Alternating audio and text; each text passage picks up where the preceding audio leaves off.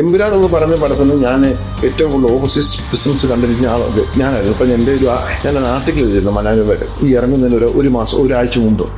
അതായത് എമ്പുരാൻ 100 കോടി ബിസിനസ് എന്നാ ഓവർസീസ് മാത്രം ചെയ്യുമെന്ന് പറഞ്ഞിട്ട് എനിക്കിപ്പോൾ ഞാൻ ഭയങ്കര കോൺഫിഡൻസ് ആണ് അതേ പറഞ്ഞത്. കാരണം എനിക്കറിയാമോ ഐ നോ ദാറ്റ് മൂവീസ് പോയിട്ട് പ്രീ സെയിൽ. കാരണം എമ്പുരാൻ എന്ത് പറയുമെന്ന് പറഞ്ഞാൽ മലയാളം പടം ഒരു വേൾഡിൽ മാർക്കറ്റ് ഉണ്ടാക്കിയ ഒരു പടമാണ് എമ്പുരാൻ. RFT എന്ന് പറഞ്ഞാൽ എൻ്റെ പേര് റൊണാൾഡോ എന്നാണ്. എൻ്റെ വൈഫിൻ്റെ പേര് ഫെമീനാണ്. ടി എന്ന് പറഞ്ഞാൽ തൊണ്ടികൾ എൻ്റെ ഫാമിലി നെയിം. അതാണ് RFT ഫിലിംസ്. ഫാമിലി സപ്പോർട്ടീവ് ആണോ? എങ്ങനെയായിരുന്നു? 100% ഓഫ് കോഴ്സ്. പെട്ടി ചുമക്കും ഞാനിപ്പോൾ ഓർക്കുന്നത്. ഞാൻ ഈ പെട്ടി ചുമന്ന് പറയുമ്പോൾ ഒരു കൈ കൊച്ച്, കാരണം ഈ 30 ഗ്രാം ഞാൻ എനിക്ക് അന്നൊന്ന് രണ്ടാമത് പ്രഗ്നൻ്റായിരുന്നു. അപ്പം ഞങ്ങൾ എന്നാ ഒരു കൈ കൊച്ചിനെ പിടിക്കുന്നു, ഒരു കയ്യിൽ ഒരു പെട്ടി ഞാൻ പിടിക്കുന്നു, ഒരു കയ്യിൽ അപ്പുറത്ത് പിടിക്കുന്നു. നമ്മൾ എന്താണ് ശരിക്കും മുന്നോട്ട് പോവാൻ ഡ്രൈവ് ചെയ്ത ഒരു കാര്യം? ഐ ഓൾവേസ് ലൈക്ക് എനിക്ക് ആദ്യം എൻ്റെ ചെറുപ്പത്തിൽ I was not good at studies, I was not good at sports, I was into acting. 2012 തൊട്ട് 2000 വരെ നമ്മൾ ഈ സ്ട്രഗിളിലോ ഇതൊന്നും ഒരിക്കലും ഈസി ആയിരുന്നു. മണി മേക്കിംഗ് എന്നുള്ളൊരു ആംഗിൾ മാറ്റി നിർത്തപ്പെടാമെന്നുണ്ടെങ്കിൽ RFT ഫിലിംസ് അല്ലെങ്കിൽ സിനിമ ഇവിടെ കൊണ്ടുവരും. എന്താണ് ബ്രോൻ്റെ ഒരു ആംഗിളും അതിനോടുള്ള? എന്നെ ഏറ്റവും വലിയ ആഗ്രഹമായിരുന്നു ലോകത്ത് എല്ലാ രാജ്യത്തും മലയാളം പടത്തിലേക്ക്. അതാണ് എൻ്റെ ഏറ്റവും വലിയ ആഗ്രഹം.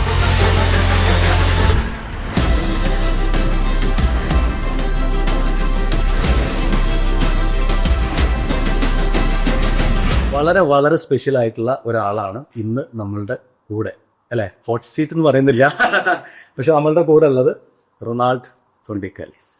സോ എനിക്ക് പലപ്പോഴും തോന്നിയിട്ടുള്ളത് ഇദ്ദേഹം മലയാള സിനിമ കൊണ്ടുവരുന്നതിനപ്പുറത്തേക്ക് മലയാളികൾക്കൊരു ഗംഭീര നൊസ്റ്റാൾജിയ അല്ലെങ്കിൽ ഒരു കൾച്ചറൽ സർവൈവൽ കൂടി അതുകൂടി നടക്കാൻ കാരണമായിട്ടുള്ള ഒരാളാണ്. റൂട്ട്സിനെ തിരിച്ചറിയിപ്പിക്കാൻ വേണ്ടിയിട്ട്. സോ വളരെ വളരെ ഇമ്പോർട്ടൻ്റ് ആയിട്ടുള്ള മലയാളികൾക്ക് മലയാളം ഫിലിം ഇൻഡസ്ട്രിയിൽ വളരെ ഇമ്പോർട്ടൻ്റ് ആയിട്ടുള്ള ഒരാളാണ് നമ്മുടെ കൂടെ ഉള്ളത്. So welcome to the show sir. Thank you. So ഞാൻ എപ്പോഴും ഒരു പുതിയ ആൾക്കാരെ പരിചയപ്പെടുന്ന സമയത്ത് ഞാൻ ചോദിക്കുന്ന ഒരു ചോദ്യമുണ്ട്, വാട്ട് ഇസ് യുവർ സ്റ്റോറി? എന്താണ് റൊണാൾഡ് തൊണ്ടിക്കലിന്റെ സ്റ്റോറി? എൻ്റെ സ്റ്റോറി എന്ന് പറഞ്ഞാൽ 2001 തുടങ്ങിയ സ്റ്റോറിയാണ്. 2001 ഞാനിവിടെ വരുന്നത്. അപ്പോൾ എൻ്റെ ബാക്ക്ഗ്രൗണ്ട് നേഴ്സാണ് എൻ്റെ ബാക്ക്ഗ്രൗണ്ട്. ഓക്കെ. അപ്പോൾ നേഴ്സിംഗ് ആയിട്ട് ഇവിടെ ജോലിക്ക് വരുന്നത്. അപ്പം 1-2 കൊല്ലം ജോലി ചെയ്യുന്നു. പിന്നെ ആദ്യമായിട്ട് ഞാൻ ചെയ്യുന്നൊരു ഷോസ് മുൻപ് തുടങ്ങി. 2003-2004 ഞാൻ ഷോസ് കൊണ്ടുവരാം. ഈ നമ്മൾ ഈ കാണുന്ന ആർട്ടിസ്റ്റുകളെ കൊണ്ട് അത് മ്യൂസിക് ഷോസ് കൊണ്ടുവന്നത്. അതൊന്നും ഇപ്പോൾ കിട്ടിയ ആൾക്കാരില്ല. ഏറ്റവും ഒരു 10-20-30 ആൾക്കാരാണ് ആകെ ഉണ്ടായിരുന്നത് അന്ന്. ആദ്യം ഷോ കൊണ്ടുവെങ്കിൽ പിന്നെ കുഴപ്പമില്ല. പിന്നെ രണ്ടാമത് വേറെ ഷോ വന്നു. പിന്നെ ഒരു ഏറ്റവും കൂടുതലായിട്ട് വന്നത് കൊച്ചിങ് ഇൻഡസ്ട്രി ഷോ ആയിരുന്നു. 14 ഷോ ഞങ്ങൾ അക്രോസ് UK പഠിച്ചു.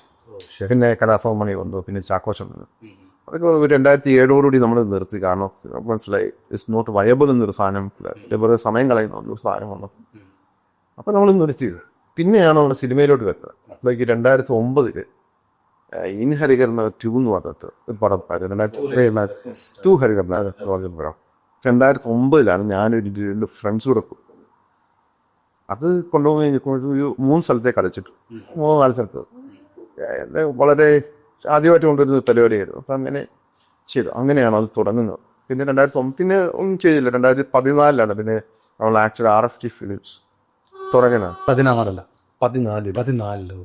എനിക്ക് ഇയോബിന്റെ പുസ്തകം നേട്ടമായിട്ടൊക്കെ ആദ്യം കൊണ്ടുവന്ന സിനിമ, അല്ലേ?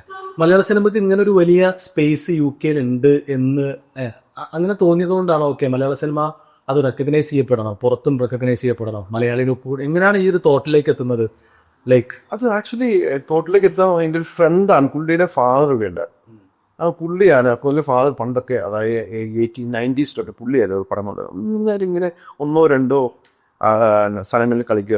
ബോളിയൻ തിയേറ്റർ എന്ന് പറഞ്ഞില്ല, ഈസ്റ്റ് ആം തിയേറ്റർ ഉണ്ടായിരുന്നു. അവിടെയായിരുന്നു ആൾക്കാർ കളിച്ചത്. അവിടെ ഇപ്പോൾ ഈ മലയാളികൾ കൂടുതലുണ്ടായിരുന്ന ആ ഈസ്റ്റ് ആം ഐൽഫോളൊക്കെ ഏരിയയില്ല. ശരി, അവിടെയായിരുന്നു കളിച്ചുകൊണ്ടിരുന്നത്. 80s 90s മുതലേ ഇവിടെ ഉണ്ടായിരുന്നു. പ്രാക്ടീസ് ചെയ്തില്ല നേഴ്സായിട്ട്? അല്ല, ഞാനിപ്പോൾ ഇല്ലായിരുന്നു. ഞാൻ വരുമായിരുന്നു. അന്ന് ഒത്തിരി ആൾക്കാരുണ്ട്. പുള്ളിയുടെ മകൻ പ്രജീഷ് നോയ് പുള്ളിയാണ് തുടങ്ങുന്നത്. പുള്ളിയുടെ ഫാദറിൻ്റെ ഒരു ഇത് വെച്ചിട്ടാണ് പുള്ളി തുടങ്ങിയത്. അങ്ങനെ പുള്ളിയുടെ കൂടെയാണ് ഞാൻ ഈ തുടങ്ങി. 2009 ഞങ്ങൾ തുടങ്ങുന്നത്. ഞാനിൽ പ്രജീഷ് ഷെർമ എന്നൊരു കൂട്ടുകാരൻ്റെ കൂടെയാണ് ഞങ്ങൾ തുടങ്ങുന്നത്. ഇതിനകത്ത് ഇന്ന് 2014 ഞാനും അവരോട് പോയിട്ട് പടങ്ങൾ പിന്നെ തോന്നാതെ പിന്നെ we were doing it continuously. പിന്നെ എന്നെ അന്നാണ് RSTCയിലും തുടങ്ങിയിട്ടുണ്ട്. ഏറ്റവും ഹാപ്പി ആയിട്ടുള്ള ഒരു മൊമെന്റ് എപ്പോഴായിരുന്നു, ഭയങ്കര ജോയ്ഫുൾ ആയിട്ട് തോന്നിയിട്ടുള്ള ഒരു മൊമെന്റ് എപ്പോഴായിരുന്നു? ഞാൻ ഈ പടങ്ങൾ കൊണ്ടുവരുന്നത്, ഈ മലയാള പടങ്ങൾക്ക് പണ്ടൊന്നും വലിയ മാർക്കറ്റില്ല. ഞാൻ ഈ വിജയുടെ പടങ്ങൾ, ഈ തമിഴ് പടങ്ങൾ വരും. ഞാനിങ്ങനെ വേൾഡിൻ്റെ ഒക്കെ സൈറ്റിൽ കയറുന്നു. സൈറ്റിൽ കയറി നമ്മളിങ്ങനെ ഫസ്റ്റ് ഒരു ഈ ഓപ്പൺ ചെയ്യുമ്പോൾ തന്നെ ഇത് ഫുൾ സോൾഡ് ഔട്ടാണ്. എനിക്ക് ലൂസിഫർ എന്ന് പറഞ്ഞ പടം വന്നപ്പോഴാണ് എനിക്കത് ആദ്യത്തെ ഇങ്ങനൊരു ഫീൽ ഉണ്ട്. പക്ഷേ it was okay, it was not like ഈ തമിഴ് പടം പോലെ വന്നില്ല. പക്ഷേ അതൊക്കെ മാറിയത് ഈ ഇമ്പുരാൻ എന്ന് പറഞ്ഞ പടം വന്നപ്പോഴാണ് ഐ വാസ് സോ ഹാപ്പി. കാരണം എന്താണെന്ന് വെച്ചാൽ അത് ഈ ഇതിനേക്കാൾ കൂടുതൽ ബുക്കിംഗ് ആയിപ്പോയി. നമുക്ക് ഓരോ തിയേറ്റർ ഓപ്പൺ ചെയ്തിട്ട് സോൾഡ് ഔട്ട് ആവുന്നു. അങ്ങനെ വന്ന് എന്നെ അതാണ് ഏറ്റവും വലിയൊരു ഹാപ്പി ലെവലിന്റെ. ഫസ്റ്റ് റിലീസ് ചെയ്ത സിനിമ ഏതാണ്? ഫസ്റ്റ് ഡിസ്ട്രിബ്യൂട്ട് ചെയ്ത് അങ്ങനെ ഡിസ്ട്രിബ്യൂട്ട് ചെയ്ത് 2000 അത് ഡിസ്ട്രിബ്യൂട്ട് ചെയ്യാന്ന് പറഞ്ഞാൽ അന്നെന്ന് പറഞ്ഞാൽ ഇപ്പൊ 2009 മറ്റേ ഇനി ഹരികർന്ന് 2 ഉണ്ടോ 3-4 സ്ഥലത്തെ കളിച്ചു. മെയിൻലി ആൾക്കാർ ഈ ബോളിയൻ സിനിമയിലാണ് ബാക്കി പുറത്തുനിന്ന് ഇല്ല. ഈ മലയാള സിനിമ സത്യം പറഞ്ഞാൽ ഇപ്പോഴാണ് ഇവിടെ ഒത്തിരി ആൾക്കാർ വന്നുകൊണ്ട് ഇറ്റ്സ് ഫൈൻ. നമ്മൾ ഒത്തിരി ചലഞ്ചസ് കൂടെ കടന്നു പോകുന്ന ആൾക്കാരാണ് നമ്മൾ. കാരണം എന്താണെന്ന് വെച്ചാൽ ഇപ്പൊ 2009 പടം കൊണ്ടുവന്നു. അന്ന് പെട്ടിയെ അന്ന് റീൽ എന്ന് പറഞ്ഞാൽ 10-30 കിലോ ഉണ്ട്. നമ്മൾ പോലെ എടുത്തോണ്ട് പോയിട്ട് ആരും ഇല്ല സഹായം ചെയ്യാൻ. അപ്പം നമ്മൾ ഈ കെട്ടി ചുമന്നുകൊണ്ട് പോയി ഒരു തിയേറ്ററിൽ 3 പെട്ടി അല്ലെങ്കിൽ 2 പെട്ടിയാണ് പറഞ്ഞത്. അപ്പം ഒരു പെട്ടി ഇവിടെ ലണ്ടറിൽ പോകും, കാരണം അവിടെ ഇന്ന് ഷോ ഉള്ളതുകൊണ്ട് അവിടെ ആ പെട്ടി. പിന്നെ ബാക്കി പെട്ടിയാണ് ഇങ്ങനെ കൊണ്ടു നടക്കുന്നത്. അപ്പം നമ്മളൊരു സ്ഥലത്ത് ഇത് ഷോ കഴിഞ്ഞിട്ട് അടുത്ത സ്ഥലത്തേക്ക് നമ്മൾ ഈ നമ്മുടെ കാറിൽ കൊണ്ടുപോയി നമ്മൾ ഓരോ ഷോ കഴിയുമ്പോഴും പെട്ടി കുറവാണല്ലോ. ഇന്ന് ഒരു പെട്ടിക്ക് 30,000-40,000 രൂപയുണ്ട്. അപ്പം നമ്മളൊക്കെ ഒരു ഇത് കൊടുത്തു കഴിയുമ്പോൾ ഒരു 1-2 പെട്ടി, ചിലപ്പോൾ 3 പെട്ടി തരും. അപ്പോൾ ഒരു പെട്ടി യൂറോപ്പിൽ വിടും. അപ്പോൾ ഈ സ്വിറ്റ്സർലൻഡിലൊക്കെ അന്ന് ആൾക്കാരാണ് മലയാളീസൊക്കെ അവിടെ സ്വിറ്റ്സർലൻഡിൽ കളിക്കുക. പിന്നെ ബാക്കി ഇങ്ങനെ യൂറോപ്യൻ രാജ്യങ്ങളൊന്നും കളിക്കില്ല. അപ്പൊ ഈ 2 പെട്ടി കൊണ്ടാണ് നമ്മുടെ മാനേജ് ചെയ്യുന്നത് അല്ലേ. സോ അത് എൻറ്റയർലി ഡിഫറെന്റ് ആയിട്ടുള്ളൊരു കാര്യമാണ്. പക്ഷെ ഞാൻ ചോദിക്കുന്നത് എന്താ വെച്ചാൽ ഇപ്പോൾ ഒരു 11-12 വർഷമായിട്ട് ഫിലിം ഇവിടെ ഡിസ്ട്രിബ്യൂട്ട് ചെയ്യുന്നുണ്ട്. എന്താ തോന്നിയത് ഇവിടുത്തെ ഓഡിയൻസ്, മലയാളി കേരളത്തിലുള്ള ഓഡിയൻസും ഇവിടുത്തെ മലയാളി ഓഡിയൻസിന്റെയും ഒരു സിനിമ കാണുന്ന രീതിയെ പറ്റിയിട്ട് എന്താ? ഇപ്പോൾ പുതിയ ഓഡിയൻസ് ചേഞ്ച് ലോട്ട്. ആറുമ്പോൾ ഫസ്റ്റ് ഷോ കാണുന്നുണ്ട്. മൂവി ഭയങ്കര എക്സ്പെക്റ്റഡ് മൂവി ആണെങ്കിൽ അവർ നേരത്തെ തന്നെ ബുക്ക് ചെയ്യും. പണ്ട് അങ്ങനെ ഇല്ലായിരുന്നു. പണ്ട് ഞങ്ങൾ കൊണ്ടുവന്നിരുന്നത് ഒരാഴ്ച കഴിഞ്ഞിട്ടായിരുന്നു പടം കൊണ്ടുപോകുന്നത്. ഈവൻ ലൂസിഫർ വരെ നമ്മൾ ഒരാഴ്ച കഴിഞ്ഞിട്ടാണ് ഡിലേഡ് റിലീസ് ആകാൻ പറ്റുന്നത്. കാരണം പടം നല്ലതാണെങ്കിൽ നമ്മൾ അപ്പോൾ അന്നെന്ന് പറഞ്ഞാൽ ഒത്തിരി ചലഞ്ചസ് ഉണ്ടായിരുന്നു. അന്ന് ആൾക്കാരില്ലാത്തതുകൊണ്ട് ഇപ്പോൾ നമ്മളൊരു ഫോർ എക്സാമ്പിൾ നമ്മൾ സാധാരണ ചെയ്തുകൊണ്ടിരുന്നത് സൺഡേയും മൺഡേയോ അല്ലെങ്കിൽ സൺഡേയും ട്യൂസ്ഡേയോ ആണ് ഷോ വെച്ചത്. കാരണം സൺഡേ വീക്കെൻഡ് വർക്ക് ചെയ്യുന്നവർ, വീക്ക് ഡേയ്സ് വർക്ക് ചെയ്യുന്നവർക്ക് വീക്കെൻഡ് കാണാം, വീക്കെൻഡ് വർക്ക് ചെയ്യുന്നത് വീക്ക് ഡേയ്സ് കാണാം. അങ്ങനെ ഒരു കോൺസെപ്റ്റാണ് നമ്മൾ ചെയ്തത്. കാരണം 2 ദിവസം ചെയ്യേണ്ട ആൾക്കാരേ ഉള്ളൂ. അപ്പം നമ്മൾ ചെയ്യുമ്പോൾ നമ്മൾ നോക്കണം കുർബാന ഉണ്ടോ നോക്കണം, അല്ലെങ്കിൽ അസോസിയേഷൻ മീറ്റിംഗ് ഉണ്ടോ നോക്കണം. അങ്ങനെ ഒത്തിരി ഉണ്ട്. അപ്പം നമ്മൾ ചിലപ്പോൾ ഇത് സ്റ്റാർട്ട് മിക്കവാറും സൺഡേ ഈവനിങ്ങിലായിരിക്കും ഷോ വരെ. അപ്പം ചിലപ്പോൾ ആൾക്കാർ വെച്ചോ അവിടെ നമുക്ക് നമ്മളൊരു അസോസിയേഷൻ ആളുടെ കൊച്ചിൻ്റെ ബർത്ത്ഡേ ഉണ്ട് മാറ്റണം. അപ്പം നമ്മൾ മാറ്റണം. കാരണം നല്ല ആൾ വരത്തില്ല, കാരണം അത്രയും ആൾക്കാർ കൂട്ടും. ഇപ്പോൾ കുർബാന എന്തെങ്കില് അപ്പം അന്നൊന്നും ഈ ഇപ്പോഴത്തെ പോലെ എല്ലാ ആഴ്ചയും കുർബാന ഇല്ല. മാസത്തിൽ ഒരു കുർബാനൊക്കെ. അപ്പം അതുകൊണ്ട് അത് മാറ്റണം. അങ്ങനെ ഇതെല്ലാം ഒത്തിരി കോംപ്ലിക്കേറ്റഡ് ആണ് അന്നൊക്കെ. കാരണം ഇവരിപ്പം ഒരു വേറെ ബർത്ത്ഡേ ഉണ്ടെങ്കിൽ ഒരു 50-20 ഫാമിലി പോയാലേ നമുക്കൊരു ആൾ പറഞ്ഞു, നമുക്ക് തിയേറ്റർ ആളില്ല. ഭയങ്കരത്തെ തുടക്ക സമയത്തൊക്കെ വളരെ കുറച്ച് ആളുകളെ മാത്രം മുന്നിൽ കണ്ടുകൊണ്ട് അല്ലേ ഭയങ്കര കുറവായിരുന്നു. കാരണം നമ്മളൊന്ന് ഒരു 20-30 സെന്ററിലായിരുന്നു നമ്മൾ പടം റിലീസ് ചെയ്തത്. കാരണം അത് കൂടുതൽ ആവശ്യമില്ല. ഇപ്പം നമ്മൾ എമ്പുരാൻ നമ്മൾ 303 സ്ക്രീൻ നമുക്ക് ലൊക്കേഷൻ നമ്മൾ റിലീസ് ചെയ്തു. അതൊരു വലിയ അച്ചീവ്മെന്റ്. അത് മാത്രമല്ല പിന്നെ ഈ 2012-13 സ്റ്റാർട്ട് ചെയ്തപ്പോൾ ഈ യൂറോപ്പിൽ എന്ന് പറഞ്ഞ ഒരു രാജ്യങ്ങളുണ്ട്, അല്ലെങ്കിൽ 2 രാജ്യങ്ങൾ നമ്മൾ കളിച്ചിട്ടുണ്ട്. നമ്മൾ മലയാള സിനിമ 40 രാജ്യങ്ങൾ കളിക്കുന്നു. അപ്പം നമ്മളെന്ന് പറഞ്ഞാൽ നമ്മളൊരു മൂവി കൊണ്ടുവരുമല്ല ചെയ്തത്, വി ബിൽഡ് ദ മാർക്കറ്റ്. അതെ, തീർച്ചയായും. അപ്പം അതാണ് ഇവിടെ ഉണ്ടായിരിക്കുന്നത്. കാരണം 2012 തൊട്ട് 2020 വരെ വി സ്ട്രഗിൾ ലോട്ട്. ഇതൊന്നും ഒരിക്കലും ഈസി ആയിരുന്നില്ല. കാരണം എന്താണെന്ന് വെച്ചാൽ ഇതിൻ്റെ സ്റ്റോറി പറയുകയാണെങ്കിൽ 2012 ഞാൻ പറയുന്നത് നമ്മൾ പെട്ടി ചുമന്നു പറയുന്നത്, പെട്ടി പിന്നെ മാറി DCP ആയി മാറി. DCP നമ്മൾ അവർ അപ്ലോഡ് ചെയ്യും, നമ്മൾ ഡൗൺലോഡ് ചെയ്യും, നമ്മൾ റൈറ്റ് ചെയ്യാം. അപ്പോൾ നമ്മൾ ഇത് ഡ്രൈവ് DCP റൈറ്റ് ചെയ്യുന്ന സാധനമുണ്ട്. ഈ DCP റൈറ്റ് ചെയ്യുന്ന സാധനം നമുക്കൊരു മാക്സിമം നമുക്ക് റൈറ്റ് ചെയ്യാൻ അറ്റ് എ ടൈം റൈറ്റ് ചെയ്യാൻ പറ്റുന്ന 6 അല്ലെങ്കിൽ 12 ആണ്. ഈ നമ്മൾ വീക്കെൻഡ് നമ്മൾ ജോലി ഉണ്ട്, ജോലിക്ക് പോകണം. ഇത് 1 man army ആയിരുന്നു. അതെ അതെ നമ്മൾ തന്നെയായിരുന്നു മുഴുവൻ ചെയ്തുകൊണ്ടിരുന്നത്. അപ്പം നമ്മളിത് റൈറ്റ് ചെയ്ത് രാവിലെ പോയിട്ട് മൺഡേ ജോലിക്ക് പോകുന്നതിന് മുമ്പ് ഈ സാധനം അയച്ചു കൊടുക്കണം. അപ്പം ഈ ഡ്രൈവിലാണ് നമ്മൾ റൈറ്റ് ചെയ്യണം. ഹാർഡ് ഡ്രൈവ് ഉണ്ട്. അപ്പോൾ ഒരു 500 GB ഹാർഡ് ഡ്രൈവ് വാങ്ങിക്കും. അതിൻ്റെ അകത്താണ് ഈ സാധനം റൈറ്റ് ചെയ്യുന്നത്. അപ്പോൾ ഈ 2 ടൈപ്പുള്ള ഡ്രൈവ് ഉണ്ട്. ഒന്ന് സിയാലി ഡ്രൈവ് എന്ന് പറഞ്ഞാൽ നല്ല കട്ടിയുള്ള ഒരു നമ്മൾ ഷെയ്ക്ക് ആയാലും കുഴപ്പമില്ല. അതിനന്ന് 150 പൗണ്ട്. ഈ ചെറിയ ഡ്രൈവ് ഉണ്ട്, അതിന് 30-35 പൗണ്ട് ഉണ്ടായിരുന്നു. അപ്പം നമ്മൾ എന്ത് ചെയ്യും, നമുക്ക് കോസ്റ്റ് സേവ് ചെയ്യാൻ വേണ്ടി നമ്മൾ ഈ ചെറിയ ഡ്രൈവ് എടുക്കും, അതിന് റൈറ്റ് ചെയ്യും. അത് റൈറ്റ് ചെയ്തിട്ട് നമ്മൾ ഇത് അയക്കും. അപ്പോൾ ഒരു 20% ഡ്രൈവിനും ഈ ഷെയ്ക്ക് ആവും, അല്ലെങ്കിൽ ഈ ഹാൻഡിൽ ചെയ്യുന്നത് ശരിയാവില്ല എന്നുമ്പോൾ എന്തെങ്കിലും പ്രശ്നം വരും. അപ്പോൾ നമ്മൾ വേറെ ഡ്രൈവ് അയക്കുക. പിന്നെ ഈ ഡ്രൈവ് ഒന്നും തിരിച്ചു വരണം, ഒരു 30-40% ഡ്രൈവും തിരിച്ചു വരും. അപ്പം നമുക്ക് ഓരോ പ്രാവശ്യം പടങ്ങൾ പുതിയ ഡ്രൈവ് ഇതൊക്കെ ഭയങ്കര കോസ്റ്റ്ലി അതൊക്കെ. നമ്മൾ പിന്നെ ഈ എമ്പുരാൻ ലൂസിഫർ വരുമ്പോഴാണ് നമ്മൾ ഈ സാധനം മുഴുവൻ വേറെ ഒരു എക്സ്റ്റേണൽ ഏജൻസി ഏൽപ്പിക്കരുത്. അതിന് മുമ്പ് ഉണ്ടായിരുന്നു. പക്ഷെ അത് നമുക്ക് ഈ കോസ്റ്റ് ഭയങ്കര ആയതുകൊണ്ട് നമുക്ക് ഒരിക്കലും ഇത് ചെയ്യാൻ പറ്റില്ല. അതുകൊണ്ട് നമുക്കിത് കൊടുക്കാൻ പറ്റാതില്ല. ഇപ്പോൾ 2019 ഈ 18 എനിക്ക് 18 തോന്നുന്നു എമ്പുരാൻ റിലീസായത്. എമ്പുരാൻ ലൂസിഫർ റിലീസാകുമ്പോഴാണ് നമ്മൾ ഈ സാധനം ഒരു ഏജൻസി ഏൽപ്പിക്കുന്നത്. അതോടെ നമുക്ക് ആ ഒരു സാധനം അതാണ് ഏറ്റവും വലിയ പ്രശ്നമായിരുന്നു. അപ്പം അവർ ഹാൻഡ്ലിങ് ഷിപ്പിംഗ് മുഴുവൻ അവരാണ് നോക്കുന്നത്. അന്ന് ഇലക്ട്രോണിക് ഡെലിവറി സ്റ്റാർട്ട് ചെയ്തായിരുന്നു. ഇലക്ട്രോണിക് ഡെലിവറി സ്റ്റാർട്ട് ചെയ്യുന്നത് അത് ഓഡിയോയിലാണ് തുടങ്ങുന്നത്. ബാക്കിയുള്ള തിയേറ്റേഴ്സ് ഈ ഇലക്ട്രോണിക് ഡെലിവറി ആണ്. അന്ന് ഹാർഡ് ഡ്രൈവ് ആയിരുന്നു. പക്ഷെ അവർ ചെയ്തുകൊണ്ടിരിക്കും. ഇപ്പോൾ ആണെന്ന് പറഞ്ഞാൽ ഇവർ തന്നെ ചെയ്യും, നമുക്കൊന്നും അറിയണ്ട. നമ്മൾ ജസ്റ്റ് ഓൺലൈൻ കയറുക, ഓർഡർ ചെയ്യുക, സാധനം കൊടുക്കുക, ഈസിയാണ്. എല്ലാവരും ചോദിക്കുന്ന ഒരു കാര്യമുണ്ട്, ഡിസ്ട്രിബ്യൂഷൻ ഭയങ്കര ഈസി ആയിട്ടൊരു കാര്യമാണ്. ഹൗ ടു ഡു ഡിസ്ട്രിബ്യൂഷൻ എല്ലാവർക്കും ഒരു ക്യൂരിയോസിറ്റി ഉണ്ട്. അത് സിനിമ വരുന്നത് മാത്രമാണല്ലോ, പ്രത്യേകിച്ച് എന്നെ പോലുള്ള ആളുകളാണെങ്കിലും മലയാള സിനിമ ഇവിടെ റിലീസാവുന്നു, അത് കാണുന്നു, പോകുന്നു. പക്ഷെ ഇതിന്റെ പിന്നിലുള്ള ആ ഒരു സ്ട്രാറ്റജി എന്താണെന്നുള്ളത് അറിയില്ല. തീർച്ചയായിട്ടും ഇതിനകത്ത് ഈ സിനിമ ഡിസ്ട്രിബ്യൂഷൻ എളുപ്പമാണെങ്കിൽ എന്നോട് ഒത്തിരി പേര് വിളിച്ചു ചോദിക്കാൻ എങ്ങനെയാണ് തുടങ്ങുന്നത്. ഞാൻ എല്ലാവരും അത് ഈസ് PC. കാരണം ഞാൻ ചോദിക്കുന്നത് ഭയങ്കര ഡെഡിക്കേഷൻ, ഹാർഡ് വർക്ക് ആവശ്യമുണ്ട്. ഇപ്പം എന്നെ സംബന്ധിച്ച് എനിക്കിപ്പം ഞാനൊരു ഇത്രയും നാളായിട്ട് ചെയ്യുന്നതുകൊണ്ട് ഐ ഹാവ് എ ടീം. അപ്പോൾ എന്നെ സംബന്ധിച്ച് കുറച്ച് ഈസിയാണ്. കാരണം I been do for so long.